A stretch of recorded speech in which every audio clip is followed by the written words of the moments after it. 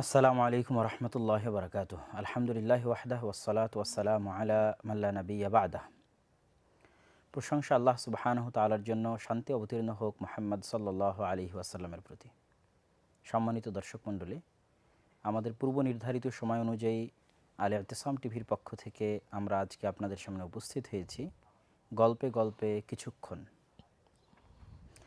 আপনারা স্বভাবতই আমাদেরকে বিভিন্ন সিরিয়াস টপিকে পেশাদার যে আলোচনাগুলো আমরা করে থাকি, একাডেমিক জ্ঞানভিত্তিক, সে আলোচনাগুলো আপনারা অবশ্যই সবসময় শুনেছেন এবং শুনে আসেন আলহামদুলিল্লাহ। তো আমরা আজকে আপনাদের সামনে সেই ধরনের একাডেমিক জ্ঞানভিত্তিক কোনো আলোচনার জন্য উপস্থিত হইনি, বরং স্বাভাবিকভাবে ঈদ উপলক্ষে আমাদের তো আসলে সবসময় বাসায় একত্রিত হওয়া হয় না। এই ঈদের ছুটি উপলক্ষে আব্দুর রহমান বিন আব্দুর রাজ্জাক, আমার মেজো ভাই, সে এখন রাজশাহীতে অবস্থান করছে। আমার বেশিরভাগ ঢাকায় থাকা হলেও আমিও এখন রাজশাহীতে অবস্থান করছি ঈদ উপলক্ষে। তো মনে করলাম যে আমরা যেমন মাঝে মধ্যে বিভিন্ন গল্পচ্ছলে ইলমি অনেক আলোচনা করি, তো সেরকম গল্পচ্ছলে গল্পের মধ্যেই জ্ঞান বা গল্পের মাধ্যমে জ্ঞান, সেটি আপনাদের সামনে মাঝে মধ্যে আসলে কেমন হয়, সেটির পরীক্ষামূলক হিসেবে আজকে আপনাদের সামনে উপস্থিত হওয়া। তবে আপনাদের যেহেতু এটি আমাদের গল্পচ্ছলে কথাবার্তা, সেহেতু এখানে অবশ্যই আপনারা ধারণা করবেন না যে একদম খুব অফিসিয়ালি এবং খুব জ্ঞানভিত্তিক আলোচনা হবে। সেই হিসেবে আজকে আমরা শুরুতে আপনাদের সাথে একটি সংবাদ শেয়ার করে নিতে চাচ্ছি। আমার শ্রদ্ধেয় ওস্তাদ, আমার মেজো ভাই আব্দুর রহমান বিন আব্দুর রাজ্জাক, তারও শ্রদ্ধেয় ওস্তাদ, এবং আমার পিতা শাইখ আব্দুর রাজ্জাক বিন ইউসুফ, তারও ওস্তাদ, এবং আল জামিয়া সালাফিয়া ডাঙ্গিপাড়া পবা রাজশাহীর সাবেক সিনিয়র মুহাদ্দিস এবং আল মারকাজুল ইসলামী আসসালাফির প্রতিষ্ঠাতা প্রিন্সিপাল দীর্ঘদিনের, এবং বাংলাদেশের মাটিতে দিনের দাওয়াত ছড়িয়ে দেওয়ার লক্ষ্যে যেই সমস্ত বট বৃক্ষ আমাদেরকে ছায়া দিত, যাদের সহচর্য এবং যাদের সঙ্গে থাকা আমাদের জন্য আল্লাহ সুবহানাহু তাআলার রহমত হিসেবে আমরা মনে করতাম, সেই সমস্ত ব্যক্তিবর্গের অন্যতম একজন ব্যক্তি আমার শ্রদ্ধেয় ওস্তাদ শেখ আব্দুস সামাদ আস-সালাফি রাহিমাহুল্লাহ। তিনি আজকে সন্ধ্যার সময় বিদায় নিয়েছেন। ইন্না লিল্লাহি ওয়া ইন্না ইলাইহি রাজিউন। আগামীকাল সকালে আল জামিয়া সালাফিয়া ডাঙ্গিপাড়া পবা রাজশাহীর মাঠে তার প্রথম জানাজার সালাত অনুষ্ঠিত হবে ইনশাআল্লাহ। নির্ধারিত সময় আমরা আমাদের এই লাইভ অনুষ্ঠানের পর পোস্টের মাধ্যমে আপনাদেরকে জানিয়ে দেব ইনশাআল্লাহ। যদিও পূর্ব নির্ধারিত হিসেবে আজকে আমাদের গল্পের বিষয়বস্তু ভালো ছাত্র হওয়ার উপায়, তো যেহেতু উনি আমাদের শিক্ষক, তো আজকে যেহেতু উনি দুনিয়া থেকে বিদায় নিয়েছেন, আমরা ওস্তাজির স্মরণে তারও কিছু শিক্ষণীয় ঘটনা আজকের এই লাইভে আপনাদের সামনে তুলে ধরার চেষ্টা করব ইনশাআল্লাহ। তো আমরা সর্বপ্রথম আব্দুর রহমানের কাছে যাচ্ছি যে ভালো ছাত্র হওয়ার উপায় এর মধ্য থেকে তুমি কথা শুরু করো, তারপর ইনশাআল্লাহ গল্পে গল্পে কথার পিঠে কথা আসবে ইনশাআল্লাহ। আসসালামু আলাইকুম ওয়া রাহমাতুল্লাহি ওয়া বারাকাতুহু। ইন্নাল হামদুলিল্লাহি ওয়াহদাহু ওয়া সলাতু ওয়া সালামু আলা মান লা নাবিয়্যা বা'দাহু, আম্মা বা'দ। আসলে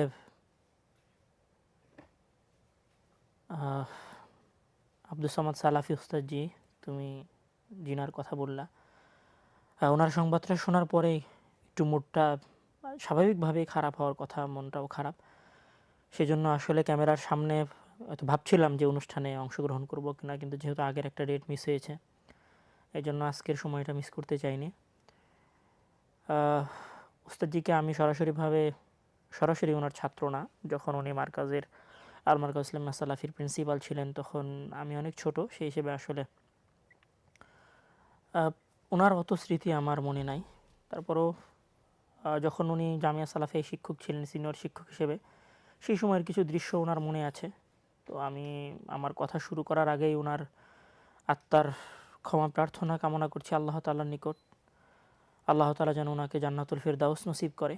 এবং আসলে ক্যামেরার পেছনের যে সমস্ত মানুষ আহলে হাদিস সমাজকে যুগ যুগ খেদমত করে গেছে, যাদেরকে আসলে আমরা চিনি না, আজকে হয়তো আমরা অনেককেই শায়েখ বলছি, অনেককেই আকীদার ইমাম বলছি, অনেককেই পণ্ডিত বলছি, কিন্তু এই মাঠ যারা তৈরি করে দিয়ে গেছে, এই মাঠে যারা মাদ্রাসা প্রতিষ্ঠা করে গেছে, যারা আমাদেরকে মসজিদ দিয়ে গেছে, আমাদের জুমার খুতবার ব্যবস্থাগুলো করে গেছে, সেই সমস্ত মহান ব্যক্তিদের মধ্যে একদম শীর্ষ চূড়ার ব্যক্তি হচ্ছেন আব্দুস সামাদ সালাফি উস্তাদজি। এটাতে আনকন্ডিশনাল এবং নির্দ্বিধায় উনি এই সমাজের সর্বশ্রেষ্ঠ আহলে হাদিস আলেমে দিনদের একজন, একদম সর্বশ্রেষ্ঠ আহলে হাদিস আলেমে দিনদের একজন, এবং এই সমাজের সর্বশ্রেষ্ঠ বড় খাদেমদের মধ্যে উনি একজন। রাহিমাহুল্লাহ রাহিমাহুল্লাহ রাহমাতান ওয়াসিআহ, আল্লাহুম্মা গফির লাহু ওয়ারহামহু। তারপরে আজকের যেটা আলোচনার টপিক আমাদের জন্য নির্ধারণ করা হয়েছে যে ভালো ছাত্র হওয়ার উপায়। আসলে গতকালও আমাদের এই টপিক ছিল, সেখানে কথার মধ্যে আমাদের কথা শেষ হয়ে গিয়েছিল কোনো যান্ত্রিক ত্রুটির কারণে। আজকে আমরা আবার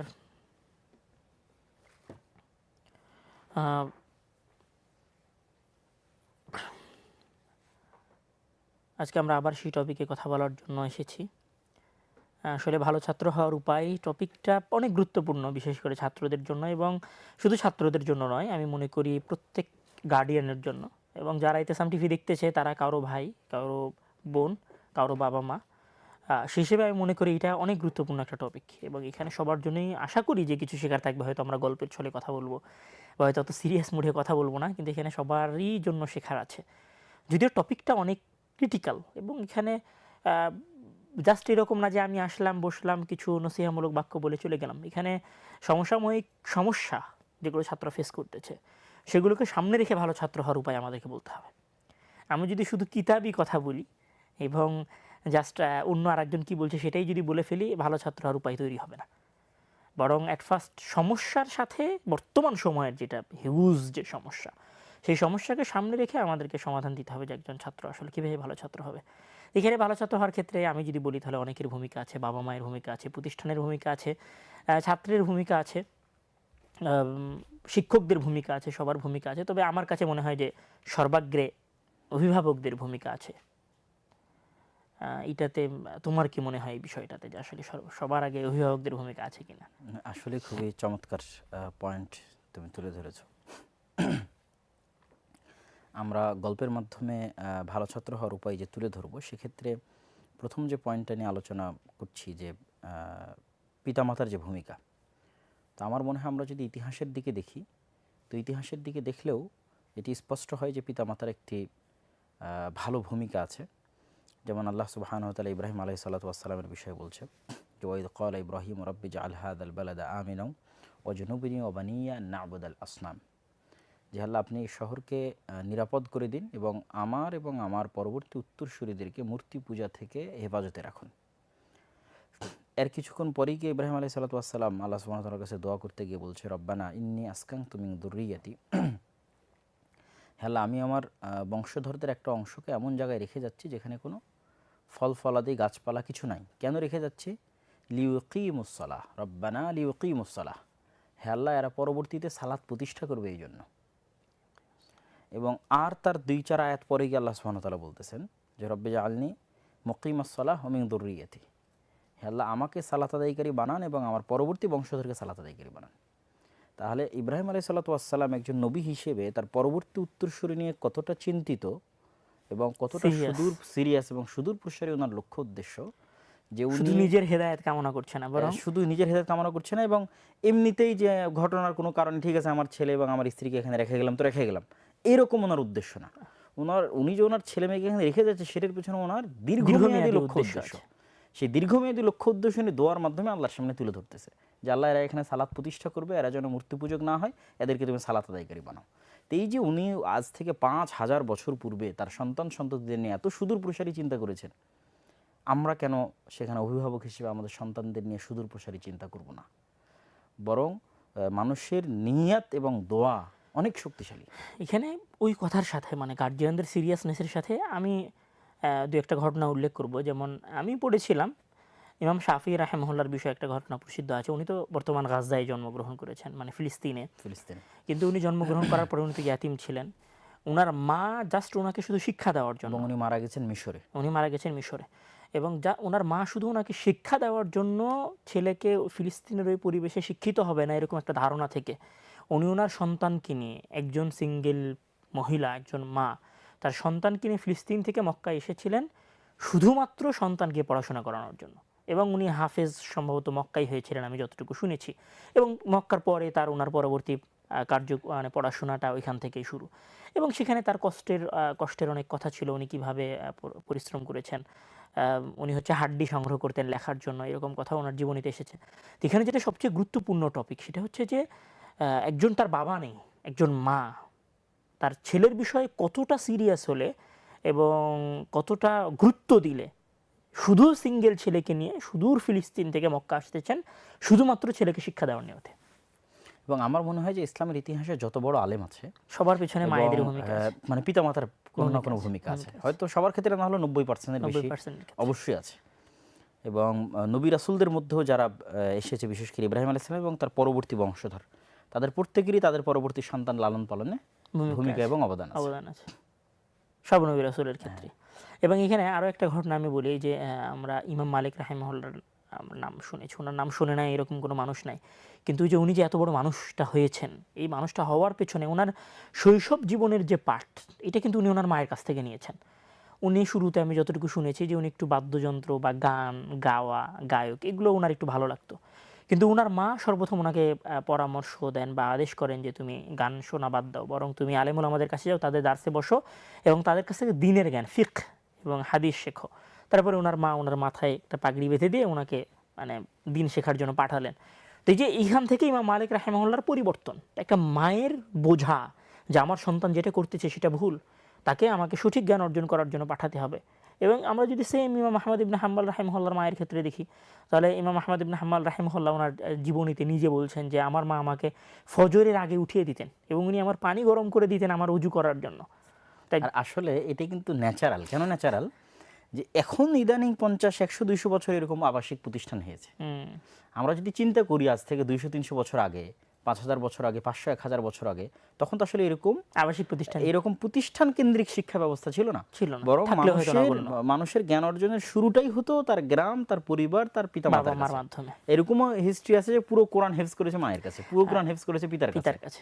কিন্তু এখন একটা সমস্যা হয়ে গেছে, যেহেতু আমরা প্রতিষ্ঠানের সাথে জড়িত আছি, মানে অভিভাবকের ফুললি এক্সপেকটেশন হচ্ছে প্রতিষ্ঠানের কাছ থেকে যে আমি প্রতিষ্ঠানে দিয়ে এসেছি মানে আমার ছেলে 100% মানুষ হবে। এখানে আরেকটা কথা বলি যে পাশ্চাত্য সমাজের ধীরে ধীরে আমরা যেহেতু পাশ্চাত্য সমাজকে অনুকরণ করতেছি, সেহেতু এই প্রবণতাটা আরও বাড়তেছে। এখন তো অন্তত আমাদের সমাজে 5-6 বছর পর্যন্ত, 6-7 বছর মতো বাসায় থাকে, কিন্তু এখন যেভাবে পিতা এবং মাতা উভয়ই চাকরি করতেছে এবং সবাই বস্তুবাদী হয়ে যাচ্ছে, তো আমি তো ইউরোপে দেখে এসেছি যে ইউরোপের সিস্টেম কি, যে বাচ্চা হওয়ার পর থেকে day care, home care, safe care, অসংখ্য সিস্টেমের মাধ্যমে বাচ্চা আসলে বাবা মায়ের যে স্নেহ, ভালোবাসা, মায়া, মহব্বত, সেটা সে পাচ্ছে না এবং না পেয়ে সে শুরুর থেকেই একটা যান্ত্রিক জীবনযাপনের মাধ্যমে বড় হচ্ছে, মানে পুঁজিবাদী সিস্টেমের মধ্যে সে একটা মেশিন তৈরি হচ্ছে। মানে আজকের পৃথিবীতে শিক্ষার একটা বড় উদ্দেশ্য হয়ে গেছে যে মানুষকে টাকার মেশিন বানাতে হবে। ইসলামে কিন্তু এটা উদ্দেশ্য নয়। ইসলামে কিন্তু শিক্ষার উদ্দেশ্য হচ্ছে মানুষকে আল্লাহ সুবহানাহু ওয়া তাআলার বান্দায়, প্রকৃত বান্দায় পরিণত করে তাকে জান্নাতের রাস্তায় দেখানো। তো আমরা যদি মানুষকে একটা মেশিন চিন্তা করি, তাহলে ঠিক আছে, ডে কেয়ারে দেন, আবাসিকে দেন, প্রতিষ্ঠানে দেন, একটা মেশিন, টাকার মেশিন তৈরি হবে। আর যদি আমরা চিন্তা করি না আদমের সন্তান সে আল্লাহর বান্দা পরিণত হবে, তাহলে তার জন্য ছোটবেলায় পিতামাতার মায়া মহব্বতও, তার নৈতিক ভিত্তি, তার সাহসিকতা, তার বীর বিক্রম, বীর পুরুষতার জন্য বড় ভূমিকা রাখে মায়ের মহব্বত এবং ভালোবাসা। শুধু মায়ের মহব্বত এবং ভালোবাসার সাথে আমি আরও একটা কথা যুক্ত করব, যেখানে আসলে মায়েদেরও আদর্শবান হওয়া উচিত এবং বাবাদেরও আদর্শবান হওয়া উচিত।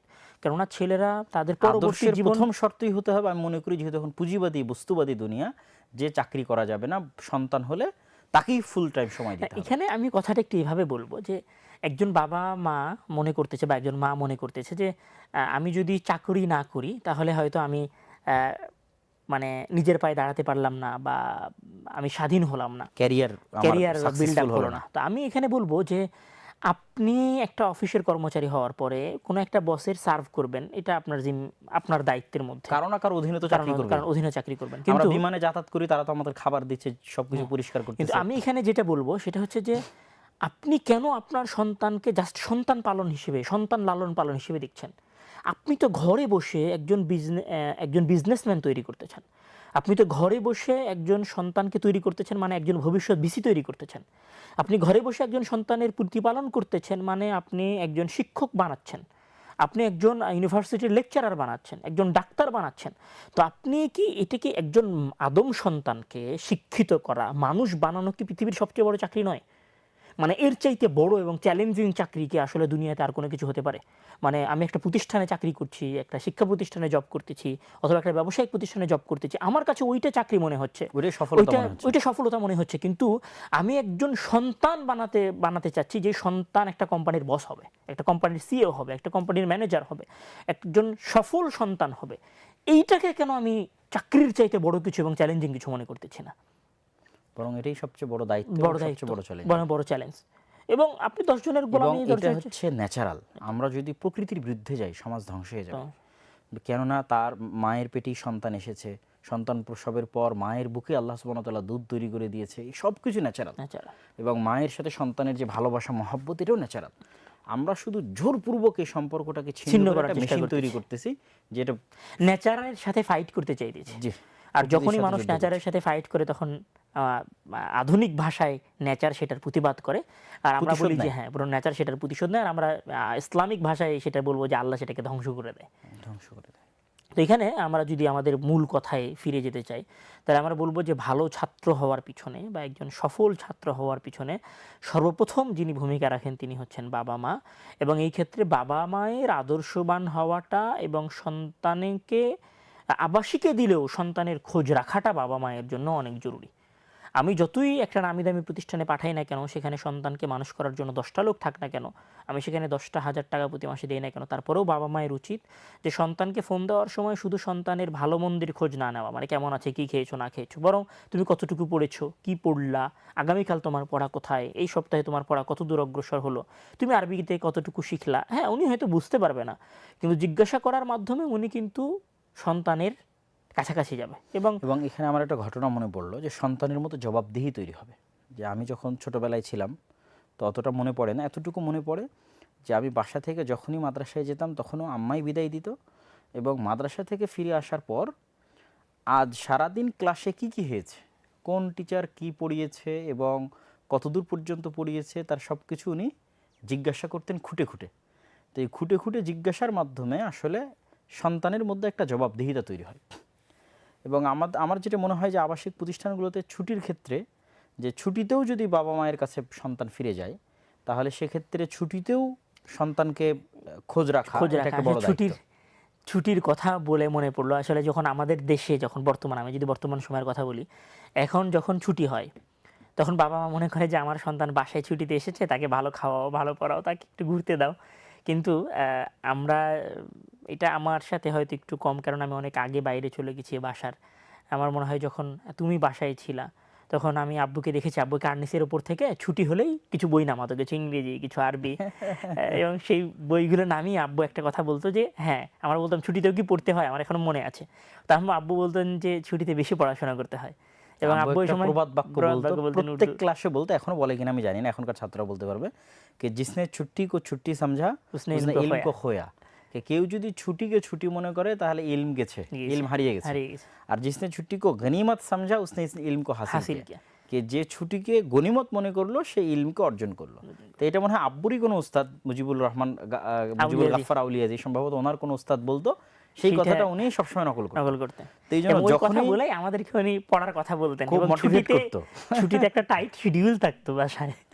বিশেষ করে আমার ক্ষেত্রে এরকম হয়েছে যে প্রত্যেক বছর যখন ছুটি হয়েছে, সেটা প্রথম সাময়িক পরীক্ষার ছুটি হোক, দ্বিতীয় সাময়িক হোক অথবা বার্ষিক হোক, প্রত্যেক ছুটিতে আব্বু আগামী বছর যে বইগুলো পড়ানো হবে সেই বইগুলো আমাকে আগের বছর পড়িয়ে নিত।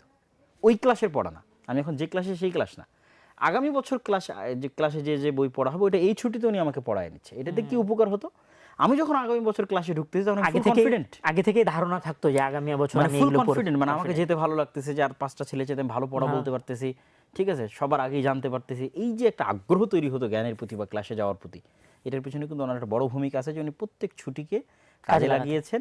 এবং দেখা যাচ্ছে প্রত্যেকটা বই আমার ওনার কাছে পড়া আছে ছুটিতে, মিজান, মুনসাহেব, নাহমির, পাঞ্জেগাঞ্জ, বুলুগুল মারাম, মিশকাতও প্রথম থেকে শেষ পর্যন্ত আব্বু আমাকে পড়াইছে ছুটিতে।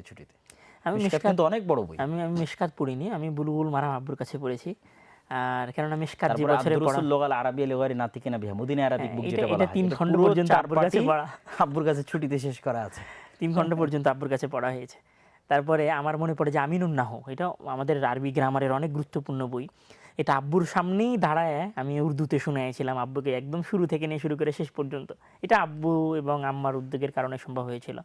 তো আচ্ছা, এখানে তোমার কথায় তুমি যে বললা যে তুমি আমিনুন নাহু দাঁড়িয়ে শুনিয়েছো, এখানে আমার আরেকটা কথা মনে পড়লো যে বললা পিতামাতার দায়িত্ব, সে দায়িত্বের জায়গা থেকে যে আজকের আধুনিক যুগে, বস্তুবাদী যুগে পিতামাতার সম্পর্কটা যেহেতু একটা দুনিয়াবী এবং বস্তুবাদী সম্পর্কে পরিণত হয়েছে, এবং অনেক সময় ব্যক্তিত্বের অভাবের কারণে একটা ফাতরা সম্পর্কে পরিণত হয়ে যায় পিতামাতার সম্পর্কটা।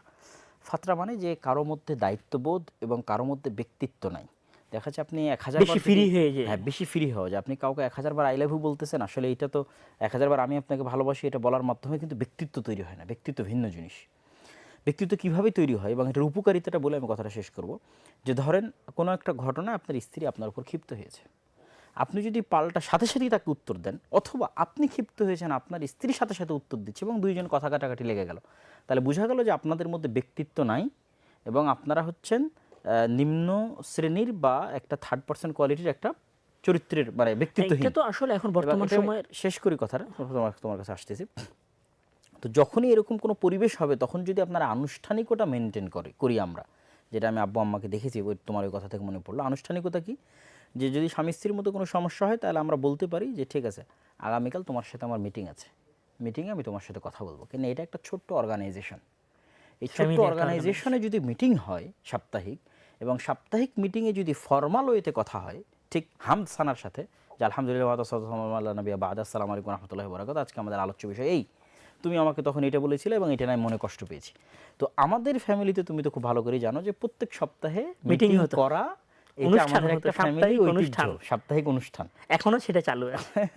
এখনো সফরের কারণে সবাই বিভিন্ন দিকে যাওয়া হয়, তো একটু কম হয়। তো এই সাপ্তাহিক অনুষ্ঠান বা মিটিং, ফ্যামিলি মিটিংটা খুবই ইম্পর্টেন্ট সবার মধ্যে ব্যক্তিত্ব তৈরি করার জন্য। এবং আসলে এখন যেটা একটা ধারণা তৈরি হয়েছে যে সন্তানের সাথে ফ্রি হতে হবে, সন্তানের সব গল্প শুনতে হবে, বা সন্তান মায়ের সাথে একদম ফ্রিলি কথাবার্তা বলবে।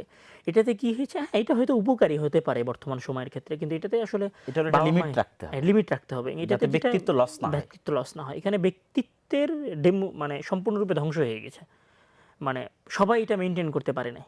তার বিপরীতে তুমি যেটা বললা যে এখনো যদি বাবা মা একটা পারিবারিক মিটিং এর আয়োজন করে, এবং ফ্যামিলিটাকে একটা অর্গানাইজেশন মনে করে, এটাকে ফর্মাল ওয়েতে হ্যান্ডেল করে, ঠিক যেভাবে সে কোম্পানিতে যেমন প্রফেশনাল থাকতেছে, তার চাকরির জগতে যেমন প্রফেশনাল থাকতেছে, সে ফ্যামিলিতেও প্রফেশনাল হোক, সমস্যা কিছু সময়ের জন্য তো অবশ্যই প্রফেশনাল হওয়া যায়, অবশ্যই হোল টাইমের জন্য সে প্রফেশনাল নাও হইতে পারে, কিন্তু যেহেতু সেটা তার ফ্যামিলি। কিন্তু কিছু সময়, যে এখন আমরা যে টপিকটাতে কথা বলছি, এখন আমরা বসেছি একটা সিরিয়াস টপিকে কথা বলার জন্য। আব্দুল্লাহ মাদ্রাসা থেকে ফিরে এসেছে, ক্লাস 7-এ পড়ে, সে তার বাসায় ফিরে এসেছে। ওকে, আব্দুল্লাহ এই 3 মাসে কি শিখেছে সেটা সে আমাদেরকে জানাবে। আজকে আমাদের এইটার মিটিং, এটাই আমাদের আলোচ্য বিষয়। এরকম একটা ফ্যামিলি মিটিং অবশ্যই একটা পরিবারে হতে পারে, এবং সেখানে এতে সন্তানের দায়িত্ববোধ বাড়ে। এবং আমি মনে করি যে সন্তান এই জিনিসগুলোকে এনজয় করে, যে আমার বাবা মা আমার জন্য একটা মিটিং এর আয়োজন করেছে, সেখানে ক্রিয়েটিভিটি বাড়ে, এবং সেখানে আমাকে কিছু বলতে হচ্ছে, সেটাকে এনজয় করে। কিন্তু আসলে বাবা মা যারা সন্তানকে আবাসিকে দিয়ে দেয়, তারা মনে করে আমাদের কোনো জিম্মেদারি নাই। আর যারা সন্তানকে নিজেদের কাছে রাখে, তারা সন্তানের সাথে বেশি ফ্রি হইতে গিয়ে পরে আবার বলে যে আমার সন্তান আমার কথা শুনে না।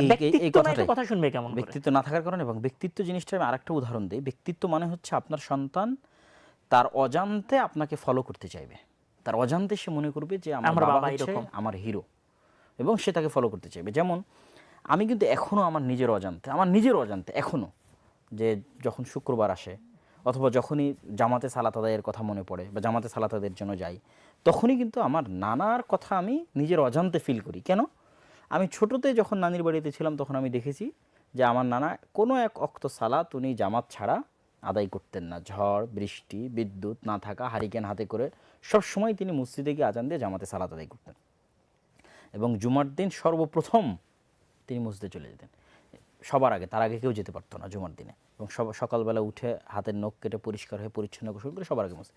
তো এই জিনিসগুলো আমি এখনও কিন্তু আমার নিজের অজান্তে ধরে রেখেছি, ইন্সপায়ার হই যে শুক্রবার সবার আগে মসজিদে সাময়িক কোনো দুর্বলতা চলে আসলে ওই কথা মনে পড়ে, ওইটা মনে পড়ে সামনের দিকে। এই যে এইভাবে যদি কোনো সন্তান তার পিতা অথবা তার মাতাকে দেখে যে তাদের মধ্যে ঝগড়া নাই, তাদের মধ্যে ভালোবাসা, ভ্রাতৃত্বের বন্ধন, সন্তানকে তারা ভালোবাসে, তারা 5 ওয়াক্ত সালাত আদায় করে, তাদের ফ্যামিলিতে প্রফেশনালিজম মেনটেন করে আনুষ্ঠানিকতার মাধ্যমে ফ্যামিলি পরিচালিত হয়, তাহলে অবশ্যই সন্তান কথা শুনবে। কেন কথা শুনবে না? আমি মনে করি যে সন্তান কথা না শোনা, সন্তান বিগড়ে যাওয়া, সন্তান পদস্খলিত হওয়ার পেছনে সর্বপ্রথম যেখান থেকে সমস্যা তৈরি হয় সেটা মূলত বাবা মা। এইটা হয়তো অনেক সময় দৃশ্যমান হয় না তাদের মানে তাদের কারণ যে বাবা মা এটার পিছনে মূল কারণ, কিন্তু অদৃশ্যমান হলেও এটার পিছনে বাবা মায়ের ভূমিকা থাকে। এই জন্য আমি মনে করি যে ভালো ছাত্র হওয়ার পিছনে সর্বপ্রথম ভূমিকা পালন করা উচিত সিরিয়াসলি বাবা মাকে। এবং এখনও যখন জামিয়া সালাফের কোনো ছাত্রের সাথে দেখা হয় তখন এরকম কিন্তু বহু কেস পাওয়া যায় যে স্বামী স্ত্রীর মধ্যে মিল নাই। বিচ্ছিন্ন হয়ে গেছে, দেখা যাচ্ছে হয় মামারা খরচ দেয়, অথবা বাপ বিদেশ থেকে খরচ দেয়, অথবা মা অন্য কোথাও জব করে সেখান থেকে খরচ দেয়, সেখানে আবাসিক রেখেছে। এরকম কিন্তু অসংখ্য হয় ছেলে মেয়ে আছে। না, এবং এবং এরকমও হয় যে বাবা মা তার একবারও খোঁজ নেয় নাই যে আমার ছেলের পড়াশোনার কি কন্ডিশন। যখন হয়তো প্রতিষ্ঠান থেকে কল দিয়ে জানানো হয়েছে যে আপনার ছেলের বর্তমান কন্ডিশন এই, তখনই শুধু বাবা মা জেনেছে যে আমার ছেলের পড়াশোনার কন্ডিশনটা এই। কিন্তু বাবা মা যে এখানে আমার একটা চমৎকার কথা মনে পড়লো, আসলে এটা বলার মতো না হলেও বলি। আমি যখন জামিয়া সালাফে ছিলাম, ওইটা আমার জামিয়া সালাফে বানারস। বানারসে, যখন জামিয়া সালাফে বানারসে ছিলাম তখন ওইটা আমার আলেম 2য় বর্ষ। হুট করে দুপুর বেলা মেবি আমাকে শাইখুল জামিয়া শেখ নাইমুদ্দিন রাহিমাহুল্লাহ, উনি মারা গেছেন সম্ভবত করোনার পরের বছর। উনি আমাকে একজন ছাত্রদের ডেকে পাঠিয়েছেন মেহমান রুমে। আমি তো ভাবছি আমাকে এই সময় মেহমান রুমে ডাকার কি কারণ।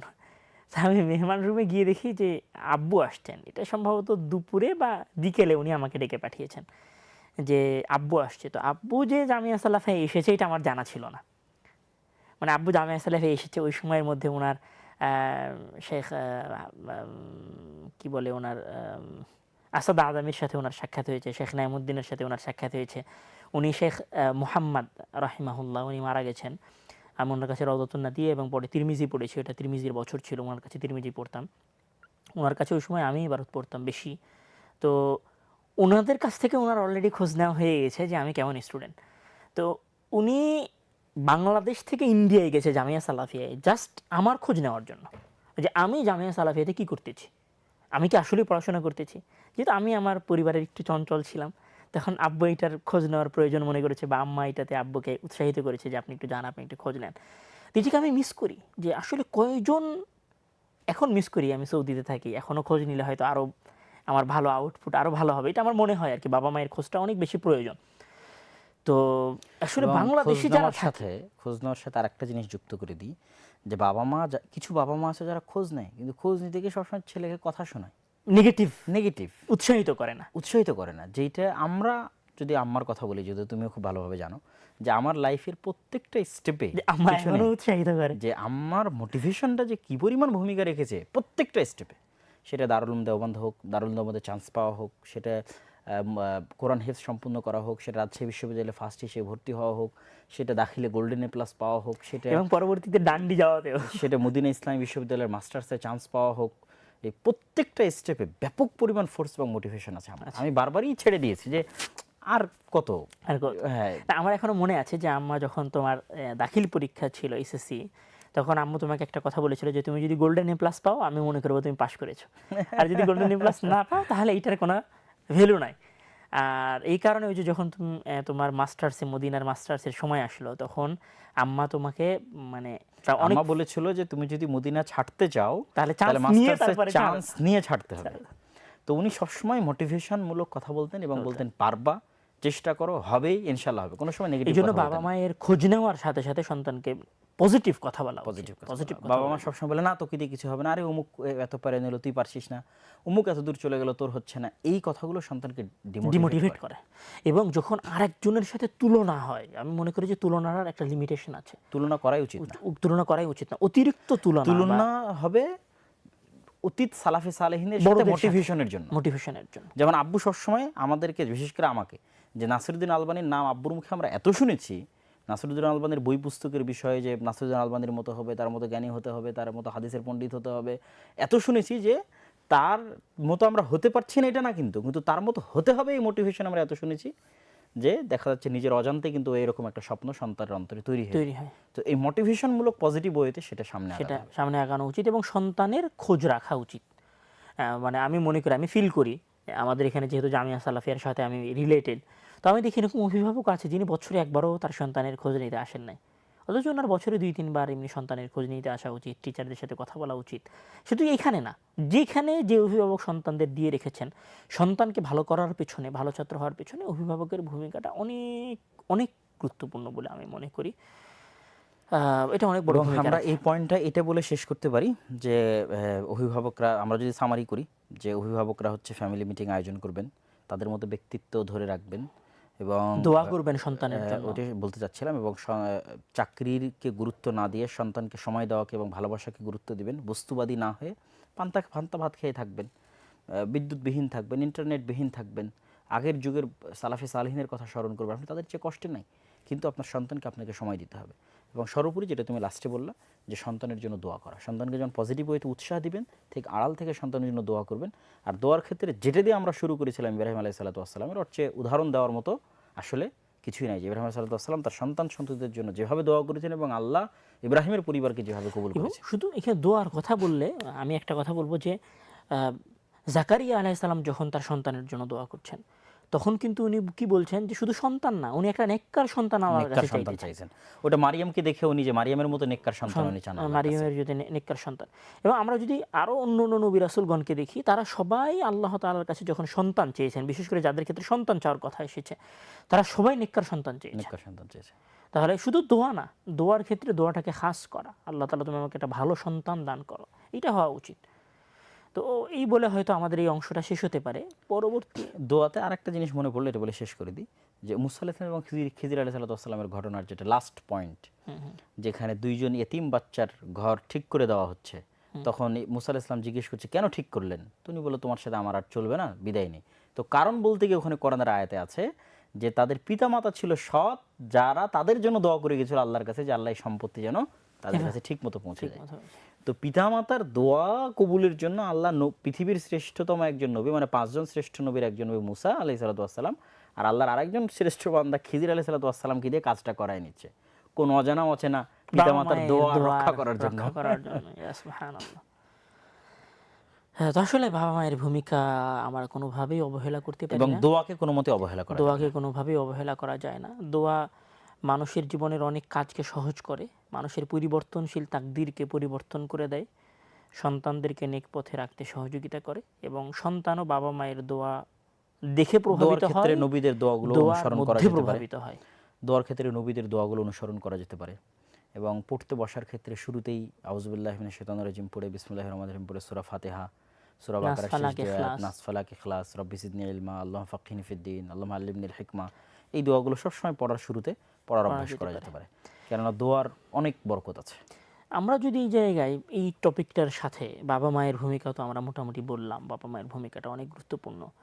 এখানে পরবর্তী আমরা যদি টপিকটাতে যাই, সেটা হচ্ছে যে ভালো ছাত্র হওয়ার জন্য আরো দুইটা পয়েন্ট লাগবে ভালো ছাত্র হওয়ার জন্য। একটা হচ্ছে প্রতিষ্ঠানের ভূমিকা আর ছাত্রের নিজের ভূমিকা। ছাত্রের ভূমিকা এবং পিতামাতার শিক্ষকের পরে যদি ভূমিকা, আমরা সামনে প্রতিষ্ঠানের এবং ভেতরে প্রতিষ্ঠানের মধ্যে শিক্ষক আসবে। আসবে। তো এখানে আসলে ছাত্রের ভালো ছাত্র হওয়ার ক্ষেত্রে কি ভূমিকা হওয়া উচিত বলে মনে করো? যেহেতু তুমি আহ, মার্কাজ, তারপরে দারুল উলুম দেওবান, তারপরে জামিয়া ইসলামিয়া, তারপরে ড্যান্ডি, মোটামুটি একটা সার্থক সফর তোমার এই সময়টাতে ছিল। তো এখানে ভালো ছাত্র হওয়ার পিছনে না, তুমিও ভালো বলতে পারবে যেহেতু তুমিও অসংখ্য প্রতিষ্ঠানে গেছো। না ভালো ছাত্র হওয়ার পিছনে ছাত্রের ভূমিকার কথা যদি বলি, তো প্রথমত হচ্ছে যে পিতামাতার দিক থেকে যদি আগের শর্তগুলো কমপ্লিট থাকে, তো অটোমেটিক একটা পজিটিভিটি এবং একটা মোটিভেশন ছাত্রের মধ্যে কাজ করে।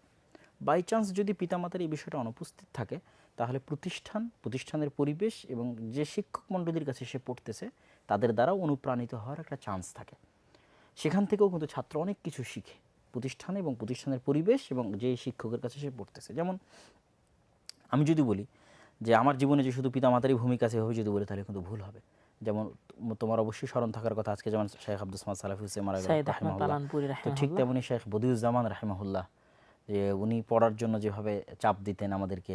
তারপর হচ্ছে শেখ আব্দুল তুমি খালেক দীর্ঘদিন সালাফি, ওনার সান্নিধ্যে ছিলা। হ্যাঁ, তারপর শেখ দীর্ঘদিন আব্দুল ওনার খালেক সান্নিধ্যে। সালাফি হাফিজাহুল্লাহ, যিনি এখনো জামিয়া সালাফিতে আছেন জীবিত। উনি যখন আমি ওনার কাছে সব বই যখন শেষ করলাম 2010-এর পর, তথা বিশ্ববিদ্যালয় ছেড়ে দিয়ে, রাজশাহী বিশ্ববিদ্যালয় ছেড়ে দিয়ে আমি 1-1.5 বছর ওনার কাছে শুধু বিভিন্ন বই পুস্তক পড়েছি দার্সে। তো উনি আমাকে সফরের প্রতি কিন্তু উনি উদ্বুদ্ধ করেছেন। মানে ইন্ডিয়া যেতে হবে, দেশ বলেননি, উনি বলেছেন ইলম ততক্ষণ পূর্ণ হয় না যতক্ষণ সফর হয় না। তো ওনার এই কথাটা কিন্তু আমার প্রতি প্রচুর প্রভাব ফেলেছে। আমার কিন্তু আব্বু আম্মুরও পরিকল্পনা ছিল না যে আমাকে তারা, ইন্ডিয়া তুমি জানো তো পরিবেশ যে আসলে সবাই কিন্তু ইন্ডিয়া যাওয়ার বিরোধী ছিল, ছিল। যে তুমি রাজশাহী বিশ্ববিদ্যালয়ে ফার্স্ট হয়ে ভর্তি হয়েছো, এখানে তোমাকে ফার্স্ট হয়ে বের হতে হবে, এটাই তোমার একমাত্র লক্ষ্য এবং উদ্দেশ্য হওয়া উচিত। সেখানে কিন্তু আমি শুধু আব্দুল খালেক সালাফিউসের কথাকে সামনে রেখে সবার কথাকে ওভারটেক করে গেছি যে ইলম ততক্ষণ পূর্ণ হবে না যতক্ষণ সফর না হবে। তো এরকম মানুষের লাইফের বিভিন্ন স্তরে কিন্তু শিক্ষকদের অনেক গুরুত্ব থাকে। যেমন আমি যদি দারুল উলুম দেওবন্দে সাইদ আহমদ পালানপুরের কথা বলি, রাহিমাহুল্লাহ, উনিও করোনার পরে মারা গেছেন, যে ওনার যে ব্যক্তিত্ব এবং পার্সোনালিটি ছিল, এবং উনি ক্লাসরুমে ঢোকার আগের 15 মিনিট পূর্ব থেকে যেই পিনপতন নীরবতা বিরাজ করত, এবং উনি যে একটানা এক বৈঠকে 4 ঘন্টার দার্স দিতেন এবং এই 4 ঘন্টায় কেউ ক্লান্ত হতো না, এত সুন্দর করে কঠিন থেকে কঠিন জিনিস উনি সহজ ভাষায় বুঝিয়ে দিতেন। তো ওনার সাথে তো আমার গভীর সম্পর্ক তৈরি হয়নি, কিন্তু ওনার এই পুরো সিনারিওটা প্রভাব বিস্তার আমাকে করেছে। প্রভাবিত করেছে। উনি লাস্ট 40 ইয়ার্স, 40 বছর উনি বাজারে যায়নি, এই রকম ব্যক্তিত্ব নিয়ে উনি পৃথিবী থেকে বিদায় নিয়েছেন। তারপরে মদিনা ইসলাম বিশ্ববিদ্যালয়ে আমি এরকম অসংখ্য ব্যক্তিত্ববান শিক্ষকদের সান্নিধ্যে আসার সুযোগ হয়েছে। শেখ ডক্টর আওয়াদ আর ওয়াইসি বলি, বা মোহাম্মদ বিন হাদি আল মাদখালি বলি, তারপরে শেখ আব্দুল মোহসেন আল আব্বাদ মদিনা ইসলাম বিশ্ববিদ্যালয়ে যিনি মসজিদ নববীতে দার্স দেন। তো প্রতিষ্ঠানের পরিবেশ এবং প্রতিষ্ঠানের শিক্ষক মণ্ডলীর একটা ভূমিকা কিন্তু ছাত্রের উপর থাকে। তো সে বিষয়ে হয়তো তুমিও কিছু বলবা তোমার জীবনের শ্রেষ্ঠ শিক্ষকদের সম্পর্কে। আর যদি ছাত্রের বিষয়ে স্পেসিফিক বলি যে ছাত্রের ক্ষেত্রে কি হওয়া উচিত, তো আমার যেটা মনে হয় যে আমার ছাত্র জীবনে যে জিনিসগুলো খুব ভালো ভূমিকা রেখেছে তার মধ্যে একটা বিষয় হচ্ছে যে আমরা তো আসলে এই ফোনের যুগটা দেখিনি। আমি মদিনা ইসলাম বিশ্ববিদ্যালয়ে যাওয়ার আগ পর্যন্ত তো আমার শিক্ষা জীবনের একটা বড় অংশ উইদাউট ফোন পার হয়ে গেছে। ফলত ডিস্ট্রাকশন ছিল না। ডিস্ট্রাকশন না থাকার কারণে কনসেন্ট্রেশন, মনোযোগ ছিল শতভাগ। এটাই এই বর্তমান সময়ের সবচেয়ে চ্যালেঞ্জিং বিষয় ছাত্রদের জন্য, সবচেয়ে বড় চ্যালেঞ্জ, মনোযোগ ধরে রাখা। এবং আমরা যদি এখনো আমাদের প্রোডাক্টিভিটির সাথে আব্বুর প্রোডাক্টিভিটি দেখি, তাহলে আব্বুর সাথে হাতে যেহেতু এই ফোন নাই, ফলত আব্বুর কোনো ডিস্ট্রাকশন নাই, মানে কোনো সময় নষ্ট হওয়ার জায়গা নেই। ফলত উনি এখনো আমাদের যেতে বেশি প্রোডাক্টিভ। আর আমরা এখনো চ্যালেঞ্জ ফেস করতেছি কেন? আমাদের হাতে সময় নষ্ট হওয়ার সকল যন্ত্রপাতি আমাদের কাছে চলে এসেছে। মানুষের সময়কে নষ্ট করে, মানুষকে পরকাল ভুলিয়ে দিয়ে, মৃত্যু ভুলিয়ে দিয়ে শুধু দুনিয়ার মধ্যে ব্যস্ত রাখার। এবং এই জেনারেশনের যেটা সবচেয়ে বড় সমস্যা, জেনজি, এটা তো 1 মিনিটের ভিডিও, মানে 1 মিনিটের দীর্ঘ কোনো কিছু এদের ব্রেনে ঢুকেই না। কেন? Reels 1 minute, TikTok 1 minute, Facebook 1 minute, ইউটিউবের শর্টস 1 মিনিট। তাহলে 1 মিনিটের কোনো কিছুতেই যদি এরা স্থির না হতে পারে, তাহলে জ্ঞান অর্জন করবে কীভাবে? বইও তো 1 মিনিটের বেশি লিখতে পারবে না। অবশ্যই, কারণ সারাদিন যে জিনিসটা দেখতেছি ওইটাই তো মাথায় প্রভাব বিস্তার করবে। এখন জ্ঞান তো আর 1 মিনিটে অর্জন হবে না। আর এগুলোর পিছনে তো আমরা বহু বক্তব্য বলেছি যে সাইকোলজিস্ট, যারা পৃথিবীর টপ লেভেলের সাইকোলজিস্ট, তাদেরকে হায়ার করা আছে শুধু ফিচার তৈরি করার জন্য, যাতে মানুষ একবার ঢুকলে আর বের না হতে পারে। তাই মনে করি এই যুগের স্টুডেন্টদের জন্য সবচেয়ে বড় চ্যালেঞ্জ হচ্ছে ফোন, সামাজিক যোগাযোগ মাধ্যম, ডিস্ট্রাকশন থেকে বেঁচে থাকা, সেটা যে ধরনের ডিস্ট্রাকশন হোক। আধুনিক যুগের ডিস্ট্রাকশনগুলো বেশি ভয়াবহ। গেম, জুয়া, ভয়ঙ্করভাবে আসক্ত। দেখা যাচ্ছে একটা মাদ্রাসা, কেউ জানে না যে মাদ্রাসার ওই ছাত্রটা মোবাইল গেমে আসক্ত। অথবা সে রাতে ফোন চালাচ্ছে সেটাও কেউ জানে না। ইশারের পর থেকে সে ফোনেই ব্যস্ত আছে। এটাই আমার কাছে এটাই মনে হয়েছে যে বর্তমান সময়ে সবচেয়ে চ্যালেঞ্জিং এবং ফাইটিং দেওয়ার বিষয় ছাত্রদেরকে, সেটা হচ্ছে ডিস্ট্রাকশন থেকে নিজেকে বাঁচিয়ে রাখা। এই কথার সাথে আমি একটা জিনিস যুক্ত করব যে ছাত্রদের জন্য ভালো ছাত্র হওয়ার উপায় হিসেবে আমার কাছে ডিস্ট্রাকশন থেকে বেঁচে থাকবে কিভাবে, এটার একটা ট্রিক্স দেওয়া দরকার। আচ্ছা বলো, তুমি শেষ করো। আমি এখানে বলি, এটা বলে ওই কথাই হয়তো এটার সাথে একটা যুক্ত করা যেতে পারে। সেটা হচ্ছে যে ছাত্রদের লক্ষ্য থাকা উচিত।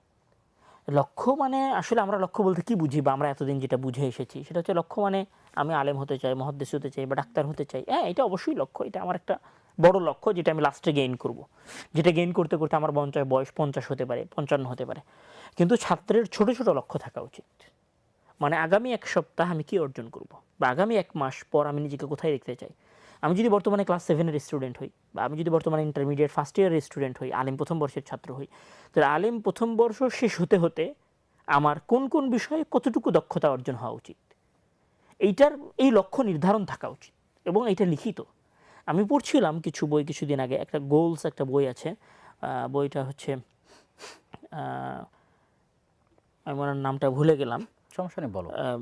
উনি ওনার বইয়ের মধ্যে একটা কথা বলেছেন যে যারা লক্ষ্য লিখে রাখে তাদের সফলতার চান্সটা 70% প্লাস, যারা লক্ষ্য লেখে। আর যারা লক্ষ্য লিখে না তাদের ক্ষেত্রে এই পার্সেন্টেজটা অনেক কম।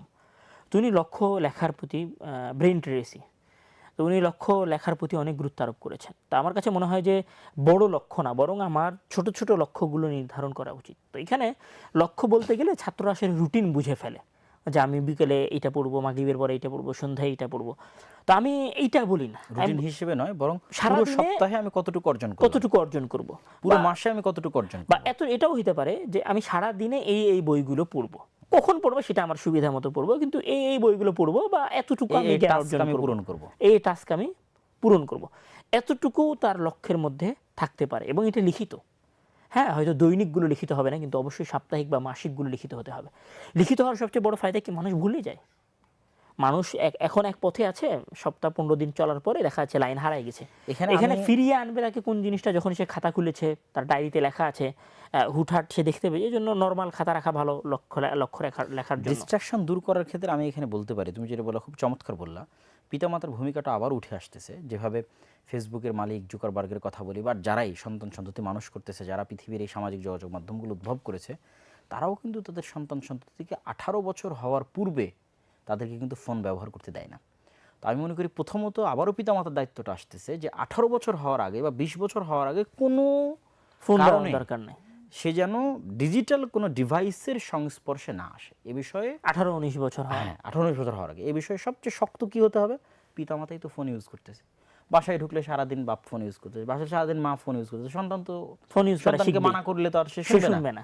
যে সেক্ষেত্রে বাসায় ঢুকে যেন আমরা ফোন ব্যবহার করা কমাই, এটা একটা চ্যালেঞ্জ নিতে হবে, যাতে আমার সন্তান সাথে বাসায় টিভি রাখা যাবে না, বাসায় ফোন ইউজ করা যাবে না। এই দুটো যদি পিতামাতার শর্ত পূরণ করতে পারে, তাহলে অন্তত বাচ্চার মাইন্ডটা ফ্রেশ থাকবে 18 বছর বয়স পর্যন্ত। 18-20 বছর বয়স হয়ে গেলে সে তো নিজেই বুঝা শিখবে, তার জীবনের লক্ষ্য উদ্দেশ্য সে বুঝে যাবে, অন্তত আসক্তিটা আর আসবে না, তার মধ্যে জ্ঞান অর্জন এবং শুভ বুদ্ধির উদয় হয়ে যাবে।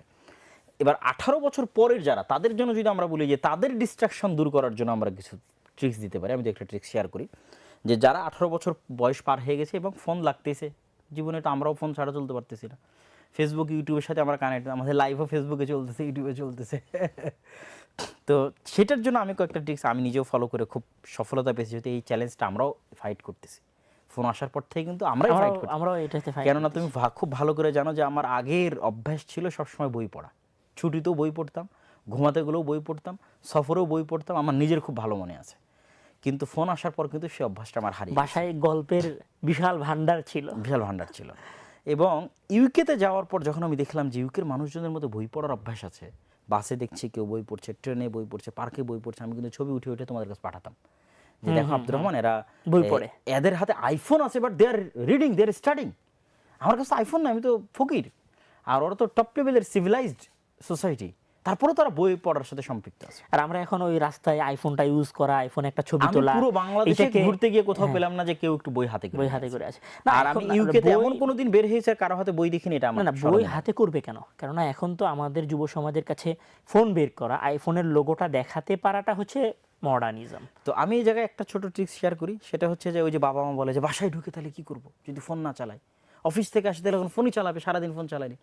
ওগুলো একবার একটু অজানাকে জানার মজাটা একটু ফিল করেন। ফোন যখন আপনি নেন তখন যে পরিমাণ ডোপামিন নিঃসরণ হয়, ব্রেন আরও বলে যে আরও দরকার আরও দরকার, কিন্তু বই পড়লেও একটা ডোপামিন নিঃসরণ হয়, সেই ডোপামিনটার পরিমাণ অল্প, কিন্তু যদি একবার অভ্যাস তৈরি করে ফেলতে পারেন যে না আমি ফোনকে তালাক দিলাম, ফোন হাতে নিব না, আমি বাসায় ঢুকে 1 পৃষ্ঠা হলেও পড়বো, I am not saying that আপনাকে বই শেষ করতে হবে, পড়াটা শুরু করেন। পড়া শুরু করলেই দেখবেন অজানাকে জানার মজা ভিন্ন জিনিস।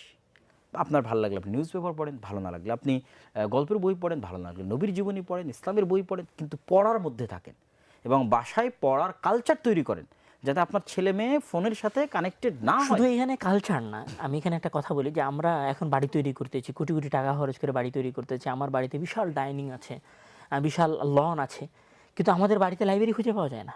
ওই যে সৈয়দ মুস্তফা আলী বই কেনা লিখেছে যে বাঙালিকে খেলা দেখার টিকিট কেনার অভাব হবে না। তুমি এবং আমি এই কথাটা আমার বহু বক্তব্যে বলেছি, এবং আমি যেহেতু দেখেছি যে যেই দিন বিশ্বকাপ ফুটবল আয়োজন হচ্ছে ওই দিন ডান্ডি ইউনিভার্সিটিতে কিছুই বোঝা যাচ্ছে না। অক্সফোর্ড ক্যামব্রিজের একটা নিউজ দাও যে সবাই বের হয়ে আসে খোলা ব্যানারে খেলা দেখেছে, অথচ আমাদের স্টুডেন্টরা বড় বড় ইউনিভার্সিটির স্টুডেন্টরা একত্রিত হয়ে খেলা দেখতে, কিন্তু ওদের কাছে সময় নাই। ওরা যদি কেউ খেলার খুব বেশি ভক্ত হয় তাহলে খেলা শেষে একটু হয়তো নিউজটা দেখতে পারে আজকে রেজাল্টটা কি। এত ওদের কাছে সময়ের দাম আছে। আজকে আমরা ইসরায়েল এবং ইরানের যুদ্ধ চলতেছে, এই যুদ্ধটা আমরা চোখের সামনে দেখতেছি, জ্ঞানের যুদ্ধ, প্রযুক্তির যুদ্ধ, বিজ্ঞানের যুদ্ধ। একজন মিসাইল মারতেছে, তার মিসাইল আয়রন ডোম ভেদ করে ঢুকতেছে না। আর একজনের F-35 যে জেট ফাইটার জেট আছে, স্টিলথ যেটা, যেটা কোনো রাডারে ধরা পড়ে না, ইরানের আকাশে উড়ে বম বিতরণ করে চলে যাচ্ছে। এবং ইরান যেন পারমাণবিক অস্ত্র তৈরি না করতে পারে এই জন্য কিন্তু যুদ্ধ হচ্ছে, এবং বিজ্ঞানীদের হত্যা করা হচ্ছে, জ্ঞানের যুদ্ধ, জ্ঞানের যুদ্ধ হচ্ছে। সেখানে যদি মধ্যপ্রাচ্যের আরাবিয়ান কান্ট্রিগুলোর তুমি এখন টুইটারে যাও, এখন আল্লাহর কসম করে বলছি, এখন যদি টুইটারে যাও তাহলে দেখবো টুইটারে ট্রেন্ডিং হচ্ছে ফুটবল ম্যাচ। আরব বিশ্বগুলোর টুইটারে ট্রেন্ডিং ফুটবল ম্যাচ। এখানে একটা মজার কথা তোমার সাথে শেয়ার করি। আমি কোনো কান্ট্রির নাম বলতে চাচ্ছি না। তো সেই জায়গায় যেখানে ইসরায়েলের ইহুদিরা, এবং লন্ডনে আমি ইহুদিদের পাড়ায় গেছি, তারা যে পরিমাণ নলেজ ওরিয়েন্টেড, সেখানে মুসলমানের সন্তানেরা নেশা, জুয়া, খেলা। আমি এখানে মজার একটা কথা শেয়ার করি, ফেসবুক, ইউটিউব, টিকটক, টুইটার, মজার একটা কথা শেয়ার করি। এটা আমি কারোর অপোজিশনে গিয়ে বলছি না। এই আমার আসার আগে সম্ভবত আমাদের জেদ্দায় কোনো একটা খেলা ছিল, সৌদির কোনো স্থানীয় দুই গ্রুপের মাঝে, আল হেলাল না কি জানো, আমি অত জানি না। তো আমাদের ইউনিভার্সিটি নর্মাল রবিবার পর্যন্ত ছুটি, তো সেইবার সোমবারেও ছুটি। আমি জিজ্ঞাসা করলাম কি কারণ, তো ওই ম্যাচের কারণে, মানে ফুটবল ম্যাচের কারণে আমাদের ইউনিভার্সিটি ছুটি দিয়ে দিয়েছে। তো আসলে আমরা আসলে জ্ঞান অর্জনের কোন জায়গায় আছি, এটা শুধু আমাদের দেশে, শুধু অন্য জায়গায় নয়, আমাদের দেশেও এটা অনেক বড় সমস্যা যে আমরা জ্ঞান অর্জনের ভেতরে নাই, ডিস্ট্রাকশনের ভেতরে, জ্ঞান অর্জন থেকে যেগুলো আমাদেরকে দূরে নিয়ে সরিয়ে যাবে, দূরে নিয়ে চলে যাবে, আমরা সেগুলোর মধ্যেই আসলে, এবং তারা কিন্তু আসলে ওগুলোর মধ্যে অর্থায়ন করে। মানে ইহুদিরা, তারা এক ধরনের লাইফস্টাইল লিড করে, এবং তারা চায় যে পৃথিবীর মুসলমানরা অন্য লাইফস্টাইল লিড করুক। তো সেক্ষেত্রে সবচেয়ে বড় পথভ্রষ্ট হচ্ছে খ্রিস্টানেরা। এরা সারা সপ্তাহে যা অর্জন করবে সানডে স্যাটারডেতে খরচ করে শেষ করে দিবে, গার্লফ্রেন্ডের পিছনে খরচ করবে, ওদের জীবন হচ্ছে বাড়ি গিয়ে শেষ করবে, খাওয়া দাও, ফুর্তি করো, জীবনটা মস্ত বড়। ওরা একমাত্র, ইহুদিরা একমাত্র জানে যে পৃথিবীর হাকিকাত বোঝে একমাত্র মুসলমানেরা, যাদের কাছে জীবনের একটা লক্ষ্য আছে। ঠিক ওদেরও জীবনের একটা লক্ষ্য আছে, মানে ইহুদিদেরও লক্ষ্য আছে। এই জন্য ওরা মুসলমানদেরকে ডিস্ট্রাক্টেড করার জন্য ওরা সন্তান নেবে 7টা 8টা 10টা করে, মুসলমানরা 2টা সন্তান নেই। ওদের কোনো স্কুলে এলজিবিটি কিউ পাবা না সিলেবাসে, আমি চ্যালেঞ্জ দিয়ে বলতে পারি। ওদের কোনো স্কুলে সিলেবাসে এলজিবিটি কিউ, কট্টরভাবে ওরা রিলিজিয়ান ফলো করে। আর বাংলাদেশের স্কুলে যেন এলজিবিটি কিউ ঢুকে, যৌন শিক্ষা যেন ঢুকে, সারা এমনকি প্রত্যেক মুসলিম কান্ট্রির স্কুলের সিলেবাসের মধ্যে যেন এগুলো ঢুকে, তার জন্য কিন্তু তারা ওয়ার্ল্ড ওয়াইড ফাইট করতেছে। ওই IMF এর লোনের নামে আন্ডারগ্রাউন্ডে এই শর্তগুলো দেওয়া আছে।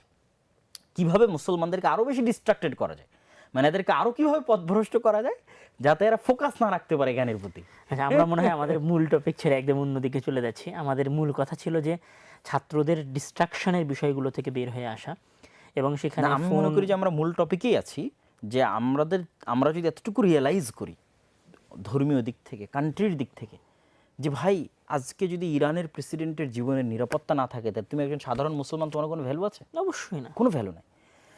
তারপরে ইরাকের প্রেসিডেন্ট সাদ্দামের নিরাপত্তা নেই, লিবিয়ার প্রেসিডেন্ট মোয়াম্মার আল গাদ্দাফির নিরাপত্তা নেই, তুমি কি? তাহলে তুমি যদি কিছুই না হও, তাহলে তুমি চিন্তা করো যে তুমি যদি নিজে বাঁচতে চাও, তোমার পরবর্তী প্রজন্মকে বাঁচাতে চাও, তাহলে মোবাইল পাকমারে নিক্ষেপ করে তোমাকে তোমাকে নলেজের পিছনে ছুটতে হবে। জুয়া, নেশা সব বাদ দিয়ে তোমাকে জ্ঞানের পিছনে ছুটতে হবে, নিজেকে বাঁচানোর জন্য, নিজের পরবর্তী প্রজন্মকে বাঁচানোর জন্য, পুরো দেশকে এই লক্ষ্যে ছোটা উচিত। হ্যাঁ, এবং তোমাকে ফিল করতে হবে যে আমাকে ষড়যন্ত্রকারীরা চাচ্ছে, মানে শয়তান এবং শয়তানের শক্তি চাচ্ছে আমি যেন না পড়ি, চাচ্ছে এই জন্য সে চাচ্ছে আমি যেন জুয়ার মধ্যে ব্যস্ত থাকি, আমি যেন নেশার মধ্যে ব্যস্ত থাকি। আমি বলি এটাকে শুধু নিজের ভালো থাকা বা নিজের ভালো চাকরির জন্য যে পড়াশোনা করা বিষয়টা এরকম না, বরং জাতির মুক্তির জন্য, জাতির মুক্তির জন্য। আমি এটা বলি বৃহৎ স্বার্থ সামনে রাখা, যে আমি যদি পড়াশোনা করি, আমি যদি একজন বিজ্ঞানী হই, আমার ইউনিভার্সিটির 10টা স্টুডেন্ট যদি বিজ্ঞানী হয়, বা একটা ইউনিভার্সিটির সকল ছাত্ররা যদি সফল হয়, তাহলে সেইটার সুবিধা পুরো জাতি ভোগ করবে, এবং আমি এই জ্ঞান অর্জনের মাঝে ইহুদি খ্রিস্টানদের সাথে ফাইট করতেছি, জ্ঞান অর্জনের, আমার জাতির মুক্তির জন্য ফাইট করতে, জাতির মুক্তির জন্য ফাইট। এবং আমাদের দিনটা তো জ্ঞান ভিত্তিক দিন।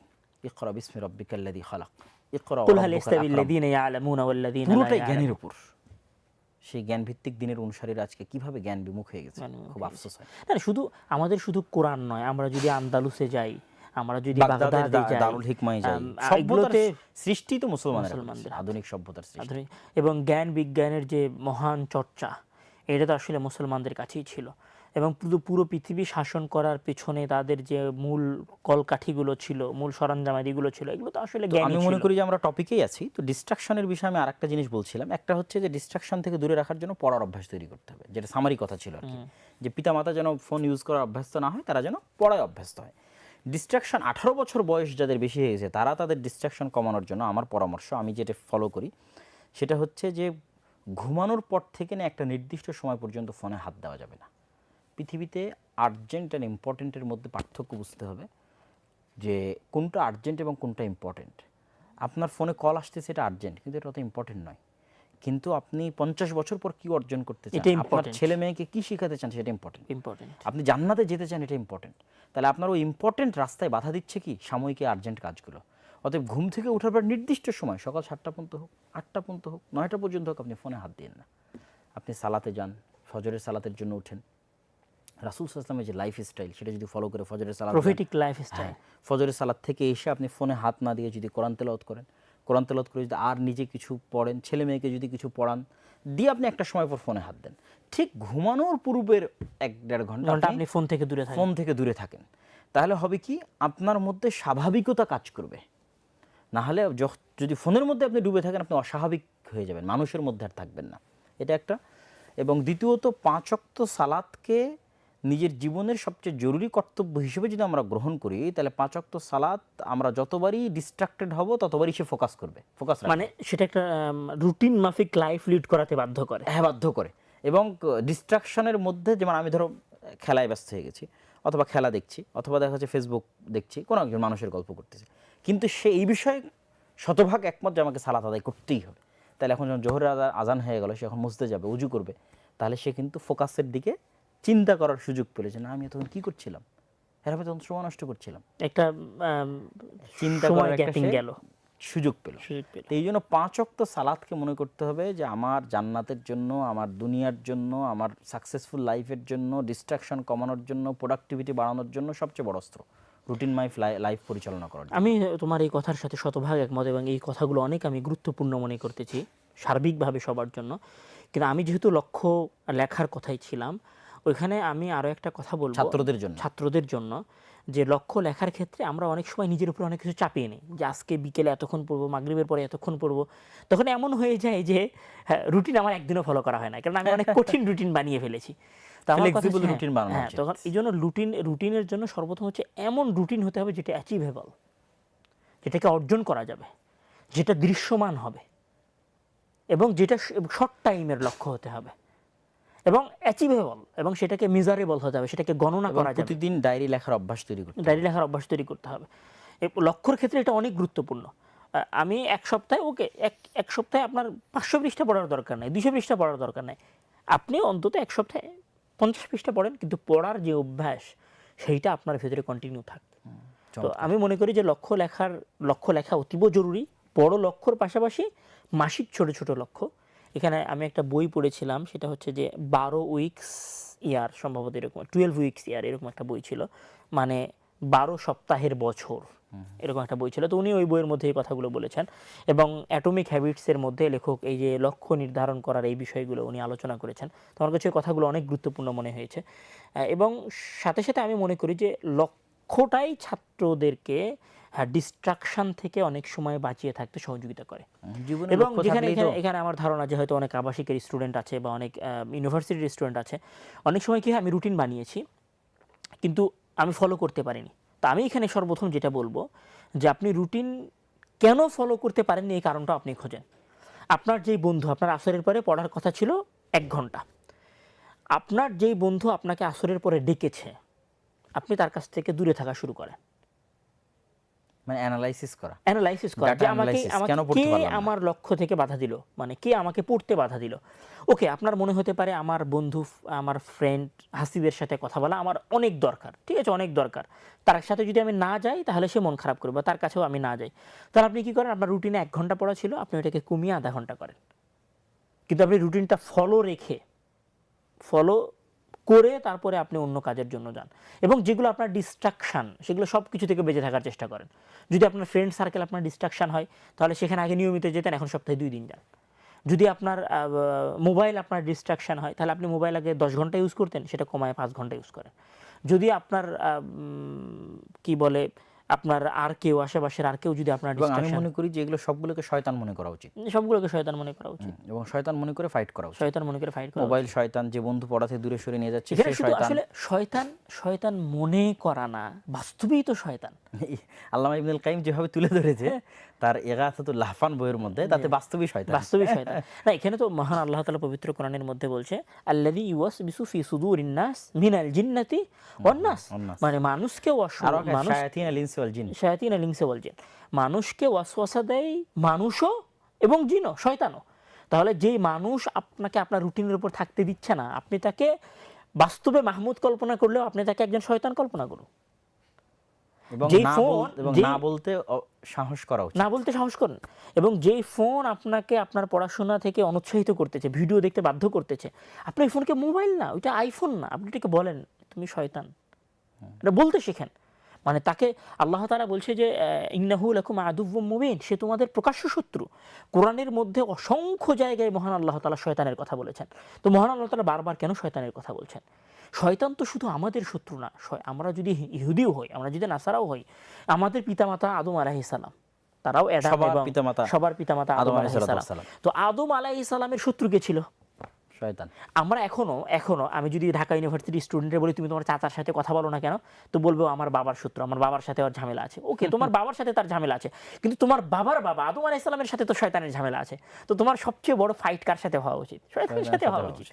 কিন্তু আমরা ওই শয়তানটাকে কি করি না, রিয়ালাইজই করি না, তাকে শয়তানই মনে করি না। ওকে, এটা আমাদের এনজয়ের মাধ্যম, লাহু ওয়া লাইব, আমাদের খেল তামাশার মাধ্যম, এটা আমরা মনে করি। এই কারণে আসলে শয়তানকে শয়তান বলে সংজ্ঞায়িত করাই হয় না।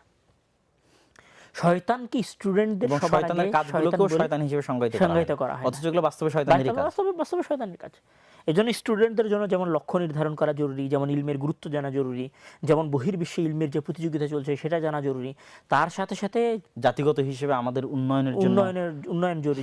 সেই জায়গা থেকে তাদেরকে যে বিষয়গুলো তাদের লক্ষ্য উদ্দেশ্য থেকে তাদেরকে হটিয়ে দিচ্ছে সেগুলোকে শয়তান বলে বিবেচনা করাও জরুরি।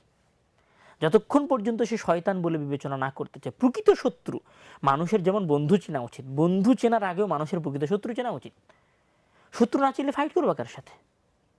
আমি যদি শত্রু, এই যে পৃথিবীতে যে গোয়েন্দা বাহিনী, এই যে মোসাদ, এই যে এই যে FBI, পাকিস্তানের IS, এগুলো কেন তৈরি করা হয়েছে? জাস্ট শত্রুকে ডিটেক্ট করার জন্য। সারা পৃথিবী শত্রু খুঁজতেছে, আর আমি মুসলিম শত্রুকে সাথে নিয়ে শুয়ে আছি, ভাবতেছি ও এইটা আমার এত টাকা দিয়ে কেনা একটা ফোন, আমি তারে ভালোবাসতেছি, তাকে সাথে করে নিয়ে শুয়ে আছি, কোনো সময় তাকে ছাড়ি না, পড়ার সময় পড়ার টেবিলে, ঘোরার সময় ঘোরার টেবিলে, ইউনিভার্সিটিতে, লাইব্রেরিতে, সব জায়গায় প্রত্যেকটা কাজকে আমরা আনন্দের মাধ্যম মনে করতেছি। আনন্দের মাধ্যম, আমি হোটেলে খেতে যাচ্ছি, রেস্টুরেন্টে ঘুরতে যাচ্ছি, পার্কে যাচ্ছি, বন্ধুর সাথে আড্ডা দিচ্ছি, মদ খাচ্ছি, নেশা করছি, আনন্দ। কিন্তু আসলে এটা যে আনন্দ নয়, এটা যে শয়তানের যে ফাঁদ, সেটা কিন্তু আমরা মনে করতেছি। এটা খোঁজা উচিত এবং এটার পেছনে সময় ইনভেস্ট করা উচিত। কেননা সারা পৃথিবী শয়তান খুঁজতেছে, সারা পৃথিবী শত্রু খুঁজতেছে, সারা পৃথিবী শত্রু খুঁজতেছে। সেখানে আমি কিভাবে, তারা যদি দেশের শত্রু থাকে, আমার ব্যক্তিরও তো শত্রু আছে, তা আমার ব্যক্তি হিসেবে তো আমাকে আমার ব্যক্তির শত্রু খোঁজা উচিত। তো আমরা মনে করি যে আজকের যে টপিক নিয়ে আমরা শুরু করেছিলাম আলোচনা, আব্দুর রহমান, যে ভালো ছাত্র হওয়ার উপায়, তাতে আমরা পিতামাতার ভূমিকা শেষ করলাম, ছাত্রের কি ভূমিকা হওয়া উচিত সেটা শেষ করলাম। ছাত্রের ভূমিকার সাথে আমি দুই একটা কথা অনেক গুরুত্বপূর্ণ মনে করি। এখানে আসলে ছাত্রের ইখলাসটা অনেক জরুরি। যদি দিনের ছাত্র হয় বা মাদ্রাসার জ্ঞান অর্জন করে, ইখলাস ধরে থাকা অনেক প্রয়োজন। আমি ইখলাস জিনিসটাকে, দুনিয়াবি যে অর্জন করবে তারও ইখলাস থাকতে হবে, সে দুনিয়াটা অর্জন করবে আল্লাহর সন্তুষ্টির জন্য, সেটা তো সে নেকি পাবে।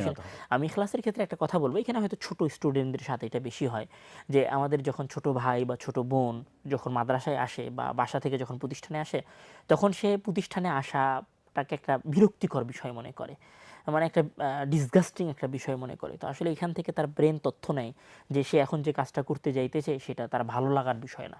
তখন সে যখন প্রতিষ্ঠানে আসে তখন তার মনোযোগ বসে না, পড়া মুখস্থ হয় না, কেননা তার ব্রেনে তথ্য গেছে যে 3 মাসের জন্য সে যে তার উপর চাপ, বিরক্তিকর, তখন ব্রেন পড়াটা নিতে চায় না। আনন্দ পেতে হবে, এই জন্য এটাতে আনন্দ পেতে হবে এবং এটাকে ইখলাস, নিয়ত নির্ধারণ করতে হবে।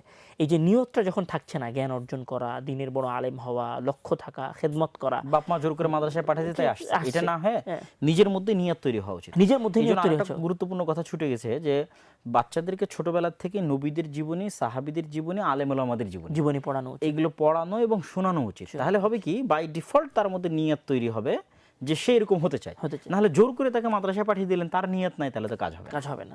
অধিকাংশ ক্ষেত্রে এটাই আমাদের, যদি স্কুল ব্যাকগ্রাউন্ডের কথা যদি আমি বাদ দিই, আমাদের মাদ্রাসা ব্যাকগ্রাউন্ডের কথা স্কুলের হচ্ছে ক্ষেত্রেও যে তাকেও অন্তত সে যদি ডাক্তার হতে চায়, তার বড় বড় বিজ্ঞ ডাক্তারের তাকে জীবনে পড়ানো উচিত, যাতে সে নিজে থেকে আগ্রহ তৈরি হয়। জোর করে বাপ ডাক্তার বানাতে যাচ্ছে তাই আমি মনে করি আমরা যা আলোচনা করছি সবার জন্য প্রয়োজন। না, অবশ্যই সবার জন্য। মানে আমি যেটা বলবো, মাদ্রাসার ক্ষেত্রে যেটা হয় যে বাবা মা আলেম করবে, সন্তানকে প্রতিষ্ঠানে ফেলে দিয়ে চলে যায়, মানে অনেকটা ফেলে দেওয়ার মতো, জোরপূর্বক পাঠানোর মতো। কিন্তু এটাতে যে সন্তান এনজয় করছে না, আনন্দ করছে না, কিন্তু সন্তান যদি আনন্দ পাওয়া শুরু করে, এটাতে যদি উপভোগ করা শুরু করে, আমরা ছাত্রদেরও বলতে পারি যে তাদেরও উচিত, যেহেতু মাদ্রাসায় চলে এসেছে, বুঝ বা জ্ঞান হয়েছে, তাদেরও উচিত আলেম ওলামাদের জীবনী পড়া।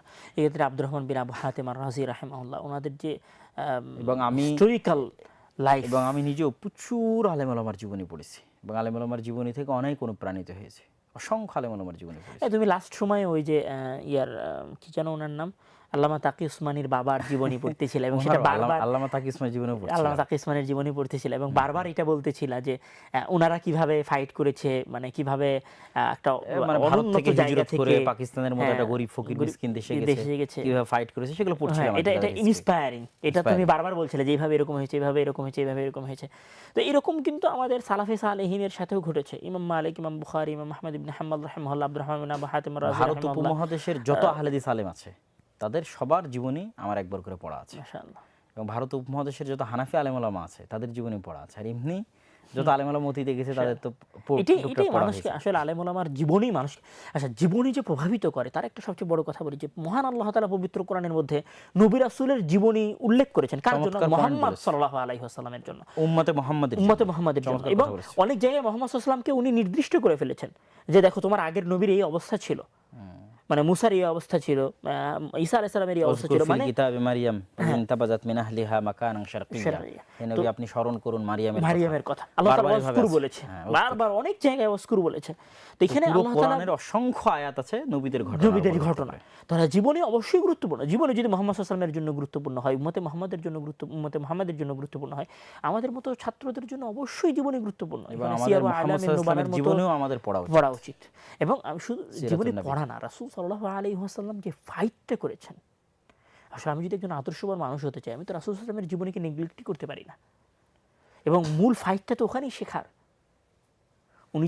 উনি ফাইট করেছেন, আবু বকর ওমর ওনার সাথে ফাইট করেছেন। এই যে মাঝে মাঝে ক্ষুধার্ত থাকার ওনাদের যে হিস্ট্রি, নিজেদের জিনিসগুলোকে ভাগ করার যে হিস্ট্রি, আবার মনোযোগকে ধরে রাখার যে ইতিহাস, মানুষ হিসেবে পৃথিবীর বাস্তবতার সাথে খুব বড় কোনো অলৌকিক শক্তি ইউজ না করে এই 300 মানুষ নিয়ে এই বদরের যুদ্ধ হচ্ছে, 313 জন নিয়ে এই উহুদের যুদ্ধ পরাজিত হচ্ছেন, এই যে রিয়েল লাইফের যে, এবং এগুলো যে মানুষকে সাহস দেয়। এখানে তো শুধু আসলে বদরের যুদ্ধ না, এখানে তো একজন মানুষের হিম্মত দেখানো হয়েছে। খন্দকের যুদ্ধের সময় আল্লাহর নবীর হিম্মত দেখানো হয়েছে, সাহাবায়ে কেরামের হিম্মত দেখানো হয়েছে। এটার মধ্যে তো আমাদের জন্য শুধু রাসূল সাল্লাল্লাহু আলাইহি ওয়াসাল্লামের বাস্তব ধর্মীয় জীবন না, এটা তো বাস্তব জীবনে অ্যাপ্লাই করা। আমরা মনে করি যে এখন মুসলমানরা যে অবস্থায় আছে তার চেয়ে রাসূল সাল্লাল্লাহু আলাইহি ওয়াসাল্লাম যে ফাইট দিয়ে ইসলামকে প্রতিষ্ঠা করেছে আরো বেশি দুর্বল অবস্থা ছিল, আরো দুর্বল অবস্থায় ছিল। এজন্য নবী রাসূলের জীবনী পড়া উচিত, রাসূল সাল্লাল্লাহু আলাইহি ওয়াসাল্লামের জীবনী পড়া উচিত, এবং আলেম ওলামার জীবনী পড়া উচিত। সিয়ার আলামিন নুবালা তো আমি মনে করি যে অবশ্যই আলামিন নুবালা, তারিখুল ইসলাম, তারপর হচ্ছে রাহিকুল মাখতুম, বা আরও যে সমস্ত ওই যে ইয়াকুত আল হামাবির যে জীবনী সংক্রান্ত, এলাকা ভিত্তিক জীবনী সংক্রান্ত যে বইগুলো আছে সেগুলোও পড়া উচিত। বিশেষ করে খুরাসান আল কুবারার যে আলেম ওলামা ছিলেন তাদের জীবনীকে কেন্দ্র করে যে বইগুলো আছে, এই বইগুলো আমি মনে করি যে ছাত্রদের জন্য অবশ্য পাঠিতব্য, এটা অবশ্যই পড়া উচিত। এবং যদি যারা আধুনিক তাদের জন্য উইংস অফ ফায়ার পড়া উচিত, আমাদের ওই যে মিসাইল ম্যান আবুল কালাম আজাদের, তারপরে পাকিস্তানের যে পারমাণবিক বিজ্ঞানী আব্দুল কাদের, ওনার জীবনী পড়া উচিত। যারা জেনারেল স্টুডেন্ট হবে তারাও জীবনীগুলো পড়তে পারে, ওখানে শেখার আছে। আসলে আমি আধুনিক হইতে চাইতেছি, আমি আইফোন ব্যবহার করতে চাইতেছি, কিন্তু আইফোনের যে মালিক তার জীবনী আসলে কেমন ছিল। টেসলা গাড়ি আমার অনেক প্রিয়, আমি সেটা নিয়ে প্রশংসা করতে চাই, আমি সেটার প্রতি আমার একটা হাইপ আছে, ক্রেজ আছে, কিন্তু মালিকের মতো হতে চাচ্ছি না, তার জীবনী ফলো করতে চাচ্ছি না। ওকে আমি মাইক্রোসফটের আপগ্রেড ভার্সন কিনতে চাইতেছি। যার জীবনী আমরা পড়ি না কেন, নন মুসলিমও যদি হয়, তাহলে আমরা দেখবো যে আল্লাহ পৃথিবী যেই সেটআপের উপর সেট করেছে তারা ওই জিনিসগুলো ফলো করে। সকালে ওঠা, দ্রুত ঘুম যাওয়া, ফোন থেকে দূরে থাকা, ডেইলি পড়ার রুটিন রাখা, সবকিছুই কিন্তু তাদের জীবনীতে গেলে দেখা যাবে যে তারা ফলো শুধু ফলো করতেছে না কারা মুসলমানেরা।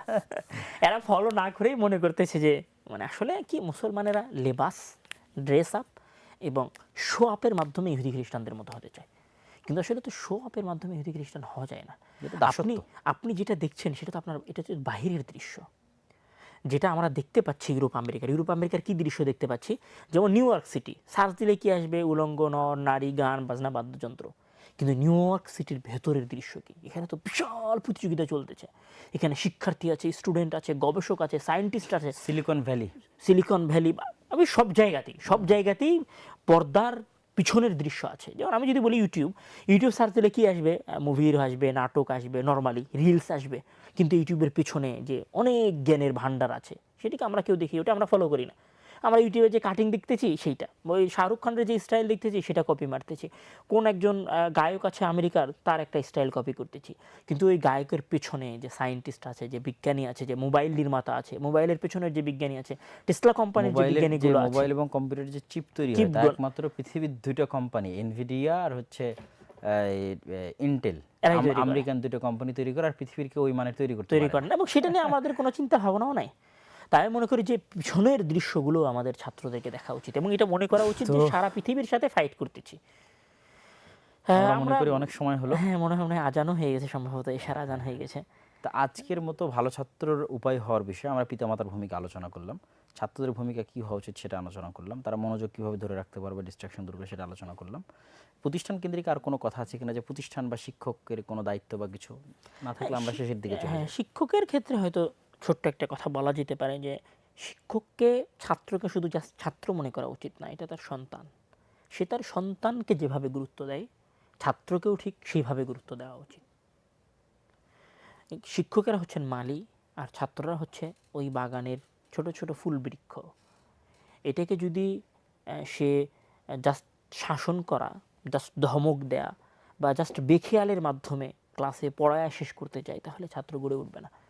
একজন শিক্ষককে তার ছাত্রকে সন্তান মনে করা উচিত, এবং শিক্ষকের সাথে ছাত্রের পার্সোনাল ব্যক্তিগত সম্পর্ক, মানে সে কী করতেছে, তার বাবা মা কেমন আছে, তার পরিবার কেমন আছে, এবং ক্লাসে তাকে নাম ধরে ডাকা উচিত, যেন সে তার টিচারকে তার দুশ্মন না মনে করে, টিচারকে তার শত্রু না মনে করে, টিচার দ্বারা যেন অনুপ্রাণিত হয়, টিচার দ্বারা যেন সে অনুপ্রাণিত হয়, শিক্ষকের মধ্যে যেন সে ব্যক্তিত্ব থাকে। তো আমি মনে করি যে শিক্ষকের তো ন্যূনতম এই ভূমিকা, এবং শিক্ষার ক্ষেত্রেও আমাদের নবী মুহাম্মদ সাল্লাল্লাহু আলাইহি ওয়াসাল্লাম অনেক বড় আদর্শ। উনি যেভাবে সাহাবীদের যেমন যে পেশাব করার যে ঘটনাটা আছে, ওখানে কি রাসূল সাল্লাল্লাহু আলাইহি ওয়াসাল্লাম রাগান্বিত হয়েছিলেন? বিন্দুমাত্র রাগান্বিত হননি, বরং উনি সেটাকে ভালোভাবে শিখে, হ্যাঁ শাসনের কথাও আছে, শাসন করতে হবে। ইমাম মালিক রাহিমাহুল্লাহর একটা শাসনের ঘটনাও পাওয়া যায়, কিন্তু সেইটা ব্যালেন্স করতে হবে আমাদেরকে। ঠিক আছে, শাসনও করতে হবে, কিন্তু ছাত্রদের প্রতি কেয়ারিং হতে হবে টিচারকে। কিন্তু আমাদের বর্তমান দুনিয়াটা আসলে বেশি পুঁজিবাদীর মধ্যে চলে যাচ্ছে। স্কুল, কলেজ, মাদ্রাসা সব জায়গাতেই টিচার ভাবতেছে আমি আসলাম, লেকচার দিলাম, এনাফ, ক্লোজ, এখানেই শেষ। না, এখানেই শেষ না। আপনি একটা জাতির কর্ণধারকে গড়তেছেন, এত সহজে কিভাবে শেষ হয়ে যাবে? মানে সমস্যা হচ্ছে সবাই নিজেদের, যেমন ছাত্র যেমন নিজের মুভটাকে ছোট করে দেখতেছে, টিচার ওই রকম নিজের কাজটাকে বেতন হিসেবে। আমাদের দেশের যেটা সবচেয়ে বড়, আমাদের দেশের প্রেক্ষাপটে যদি বলি, ভালো ছাত্র হিসেবে বড় না হওয়ার, শিক্ষক এবং প্রতিষ্ঠানের জায়গায় বলি, এই যে গণতান্ত্রিক রাজনীতি আমাদের দেশের শিক্ষার পরিবেশকে ধ্বংস করে দিয়েছে, সন্ত্রাসী বানিয়ে ফেলেছে ছাত্রদের সন্ত্রাসী বানিয়েছে, এবং গ্রুপিং, মানে ছাত্ররা এক রাজনৈতিক দল করে, শিক্ষক আর এক রাজনৈতিক দল করে, এবং কারোর মধ্যে কোনো শিষ্টাচার বোধ, পারস্পরিক সম্মান বোধের যে পরিবেশটা আমাদের ইউনিভার্সিটি এবং কলেজগুলোতে, আমাদের ছাত্ররা তো মনেই করে না অনেকেই যে পড়াশোনা করা আমাদের দায়িত্ব, মনে করে আমাকে ঢাকা ইউনিভার্সিটি আসছে, আমাকে পলিটিক্স। আমরা দেখলাম যে ঢাকা বিশ্ববিদ্যালয়ের ভিসির সাথে কি একটা বিষয় না, একটা ছাত্র হত্যার বিষয় না, ছাত্রদের কি ব্যবহার, কি আচরণ ভিসির সাথে। তো আমার মনে হয় যে এই শিক্ষক ছাত্রের যে সম্পর্কটা, এটা ডেমোক্রেসি বা গণতান্ত্রিক রাজনীতি ধ্বংস করে ফেলেছে, যেটাও পাশ্চাত্য বিশ্বে যারা গণতন্ত্রের সবক দেয় তাদের মধ্যেও নাই। তাদের ইউনিভার্সিটিগুলোতেও তো ডেমোক্রেসি এভাবে নাই, আমাদের বাংলাদেশের মতো। গল্প তো মজাক করে যে বাংলাদেশের কিছু ফেসবুকে মানে ট্রল হচ্ছিল যে অন্যদের আছে এয়ার ডিফেন্স সিস্টেম, ড্রোন আর পারমাণবিক বোমা, আর আমাদের আছে উমুক ভাই তুমুক ভাই তুমুক ভাই বা মুক্তিযুদ্ধ চেতনা বা দল হেন তেন, এইগুলো আসলে যাই হোক সব মিলিয়ে যদি আমার মনে হয় যে আজকের আলোচনাটা অনেক উপকারী হবে। সেক্ষেত্রে আমরা বলতে পারি বাবা মায়ের ভূমিকা আছে অবশ্যই। বাবা মা নিজে পরহেজগার হবেন, নিজে আদর্শবান হবেন, সন্তানকে আদর্শ শিক্ষা দিবেন, বাসায় মিটিংয়ের আয়োজন করবেন, এবং বাসা থেকে সন্তানের জন্য দোয়া করবেন, প্রতিষ্ঠান থেকে সন্তান গেলে সেটার খোঁজ নিবেন, কথা দিয়ে উৎসাহিত করবেন, এবং একজন ছাত্র অবশ্যই তার জীবনের লক্ষ্য লিখবে, এবং 18 বছর বয়স পর্যন্ত সন্তানের হাতে ফোন দিবেন না। এবং ছোট লক্ষ্য এবং বড় লক্ষ্য উভয়ই লিখিত থাকতে হবে, লক্ষ্যের মোজাকারা হতে হবে, মুহাসাবাতুন নাফস থাকতে ডায়েরি হবে, লেখার প্রচলন অভ্যাস থাকতে হবে, আত্মসমালোচনা থাকতে হবে, ভালো বন্ধুদেরকে বন্ধু হিসেবে বাছাই করতে হবে। এটাও অনেক গুরুত্বপূর্ণ। এবং শিক্ষক এবং প্রতিষ্ঠানেরও বড় ভূমিকা আছে। শিক্ষক অবশ্যই ছাত্রের প্রতি কেয়ারিং, ভালো প্রতিষ্ঠান বাছাই করা, ভালো প্রতিষ্ঠান বারবার বাছাই করা, প্রতিষ্ঠান পরিবর্তন না করা, এই বিষয়গুলো গুরুত্বপূর্ণ। তো সর্বসাকুল্যে আমরা মনে করি যে আমাদের আজকের আলোচনাটা সবার জন্য উপকারী হবে ইনশাআল্লাহ। সর্বোপরি যদি মানুষ সময়কে মূল্যায়ন করে এবং পরিশ্রম করে, তাহলে আল্লাহ সুবহানাহু ওয়া তাআলা তার জন্য সকল রাস্তা আমি এখানে সময়ের মূল্যায়নের কথা, আসলে এটা হয়তো ছুটে গেছিল, ছাত্রের কথার মধ্যে আসা উচিত ছিল। আল্লাহ তাআলা মানুষকে অনেক নিয়ামতি বারবার দেন। যেমন ধরুন আমার একটা ফোন আছে, ফোনটা হারাই গেছে, আমি সেকেন্ড টাইম কিনতে পারি। সাইকেল ছিল, হারাই গেছে, কিনতে পারি। আমি ব্যবসা করেছি, লস হয়েছে, লাভ করতে পারি পরের ব্যবসায়। কিন্তু এখানে একটাই জিনিস আছে যেটা আল্লাহ তাআলা সেকেন্ড টাইম দেন না, এটা হচ্ছে সময়। আমি গতকাল যে কাজগুলো করেছি সেই কাজগুলো আজকেও করতে পারি বা আগামীকালও করতে পারবো, কিন্তু আমি যদি জাস্ট এই কথা বলি যে গতকালের সকালবেলাটা আজকে আর আবার আসবে, আনতে পারবো আমরা কেউ? সূর্যকে তো আমরা থামিয়ে রাখতে পারবো, সূর্যকে তো আমরা থামিয়ে রাখতে পারবো না, মানে সময় ধরে রাখা যাবে না। আমি বলি যে মানুষ মরে যায় না, সময় শেষ হয়ে যায়। সময় মানুষকে হত্যা করে, সময় মানুষকে হত্যা করে, মানে মানুষের দুনিয়া থেকে চলে যাওয়া না, সময় শেষ হয়ে যায়। ইসলামের প্রত্যেকটা কাজকে টাইম কানেক্টেড করা আছে। টাইম কানেক্টেড, 5 ওয়াক্ত সালাতকে টাইম কানেক্টেড, ইফতারি time connected, sehri time connected, তারপরে হচ্ছে হজ থেকে শুরু করে অল এভরিথিং যত ইবাদত আছে, সিয়াম, সব সময়ের সাথে সম্পর্কিত। এমনকি ওই যে সাদাকাতুল ফিতর যেটা বের করা লাগে, সেটাও সময়ের সাথে সংশ্লিষ্ট, সবই সময়ের সাথে সংশ্লিষ্ট, যাতে মুসলমানেরা সময়ের গুরুত্বটা বুঝে এবং সময়ের সাথে কানেক্টেড। এবং এই যে মহান আল্লাহ তাআলা যে বলছে ইন্নাল ইনসানা লাফি খুসর, মানে আমি যদি প্রথম অংশের শুধু ব্যাখ্যা করি তাহলে এটা বলবো যে সময়ের বিষয়ে যারা সিরিয়াস নয়, সেটা মুসলিম হোক অমুসলিম হোক, তারা সবাই ক্ষতিগ্রস্ত। আর সময়ের ক্ষেত্রে কেউ যদি সেন্সিয়ার হয়, সতর্ক হয়, সে মুসলিম হোক অথবা মুসলিম হোক, সে লাভবান। হ্যাঁ, তারপরে লাভবানটা দুই রকমের, দুনিয়াবি লাভবান, আখিরাতি লাভবান। যে মুসলিম দুনিয়াতে সময়কে মেনটেন করেছে সে দুনিয়াতেও লাভবান, আখিরাতেও লাভবান। আর যে অমুসলিম দুনিয়াতে সময় মেনটেন করেছে সে হয়তো দুনিয়াতে লাভবান, কিন্তু সময়ের গুরুত্ব যারা রাখে নাই তারা ক্ষতিগ্রস্ত, এটা 100%। এবং আনকন্ডিশনাল আল্লাহ তাআলা মানুষকে সময় দিয়েছেন। আমি তোমাকে সময় দিয়েছি, এই সময়ের মতো যেতে থাকবে, এখান থেকে 1 সেকেন্ড, 1 ন্যানো সেকেন্ড সময়ে তুমি তোমার জীবনে ফিরিয়ে আনতে পারবে না। মানে আমার জীবনে যদি 1000 সকাল থাকে, তাহলে একটা সকাল যদি পার হয়ে গেছে তাহলে সেটা 999টা হয়ে গেছে, সেখানে আরেকটা বাড়ানো যাবে। এবং আমি মনে করি যে আমরা জাতিগতভাবেও পিছিয়ে আছি সময় নষ্ট করার কারণে। আমাদের সময় তো আসলে ওই যে বিভিন্ন উৎসব, বিভিন্ন আয়োজন এবং বিভিন্ন কৃষ্টি কালচার এবং বিভিন্ন আন্দোলন, দলনেতা, এইগুলো ফলো করতে, খেলাধুলা করতে করতে শেষ হয়ে যায়। তো আল্লাহ তাআলা, আমি আমার কথাই বলেই শেষ করব যে আল্লাহ তাআলা আমাদেরকে ভালো ছাত্র হওয়ার এবং আমাদের সন্তান, ভাই বোন সবাইকে ভালো ছাত্র হওয়ার ক্ষেত্রে সময়ের মূল্য দেওয়া এবং ভালো সফল মানুষ হওয়া এবং পৃথিবীর প্রকৃত ফাইটটা বোঝা, সুদূর প্রসারী লক্ষ্য নিয়ে ক্যারিয়ার গড়ার তৌফিক দান করুক। এবং এখানে হচ্ছে আমি যে পুরো দুনিয়ার সাথে ফাইট দিতেছি, এই জিনিসটা বোঝা উচিত। প্রত্যেক মুসলমানের নিজের জীবনের একটা লক্ষ্য উদ্দেশ্য থাকা উচিত। লক্ষ্য উদ্দেশ্যহীন মুসলমানই হতে পারে না। যার লক্ষ্য নাই সে কিভাবে মুসলমান হতে পারে? লক্ষ্য জান্নাত, কিন্তু জান্নাতে যাওয়ার অসংখ্য স্তর আছে, সেগুলো দুনিয়ার কার্যক্রম, দুনিয়ার ব্যবসা বাণিজ্য, চাকরি, সবকিছু জান্নাত নির্ভর করবে। জি। তো আমরা আজকের মতো মনে হয় এখানেই শেষ করতে পারি। ইনশাআল্লাহ আমরা দর্শকদের মন্তব্য কামনা করব ইনশাআল্লাহ, যে আপনারা যদি মনে করেন যে এই ধরনের আয়োজন মাঝে মাঝে হওয়া উচিত। আমরা তো আসলে এখানে আলোচনা করলাম না, কিছু শুধু গল্পই করলাম, তো এরকম গল্প যদি মাঝে মধ্যে হয় তা আপনাদের কেমন লাগবে সেটা জানাবেন ইনশাআল্লাহ। এবং পরবর্তী সিরিজ আমাদের আসবে কিনা, আসা উচিত কিনা, আপনাদের মন্তব্যের উপর ভিত্তি করে আমরা চেষ্টা করব ইনশাআল্লাহ এটা যতদূর সম্ভব হয় কন্টিনিউ করার ইনশাআল্লাহ। আর আমরা আজকের অনুষ্ঠান আবারও শেষ করতেছি। আমাদের শ্রদ্ধেয় উস্তাদ শাইখ আব্দুস সামাদ সালাফি রাহিমাহুল্লাহ, তিনি আজকে মারা গেছেন। আপনারা যারা আছেন তাদের সকলকে অনুরোধ করব আপনারা তার জন্য দোয়া করবেন। ইন্না লিল্লাহি ওয়া ইন্না ইলাইহি রাজিউন। উনি আমাদের সবার উস্তাদ এবং আল্লাহ যেন ওনার ভুল ত্রুটি ক্ষমা করে ওনাকে যেন জান্নাতুল ফিরদাউসে উঁচু আসন দান করেন। এবং আগামীকাল আল জামিয়া সালাফিয়া ডাঙ্গিপাড়া পবা রাজশাহীর মাঠে আমরা সময় জানাবো ইনশাআল্লাহ, ওনার প্রথম জানাজা অনুষ্ঠিত হবে ইনশাআল্লাহ। এই বলে আজকে আপনাদের থেকে বিদায় নিচ্ছি। আসসালামু আলাইকুম ওয়া রাহমাতুল্লাহি ওয়া বারাকাতুহু। ওয়ালাইকুম আসসালাম ওয়া রাহমাতুল্লাহি ওয়া বারাকাতুহু। সুবহানাকাল্লাহুম্মা ওয়া বিহামদিকা।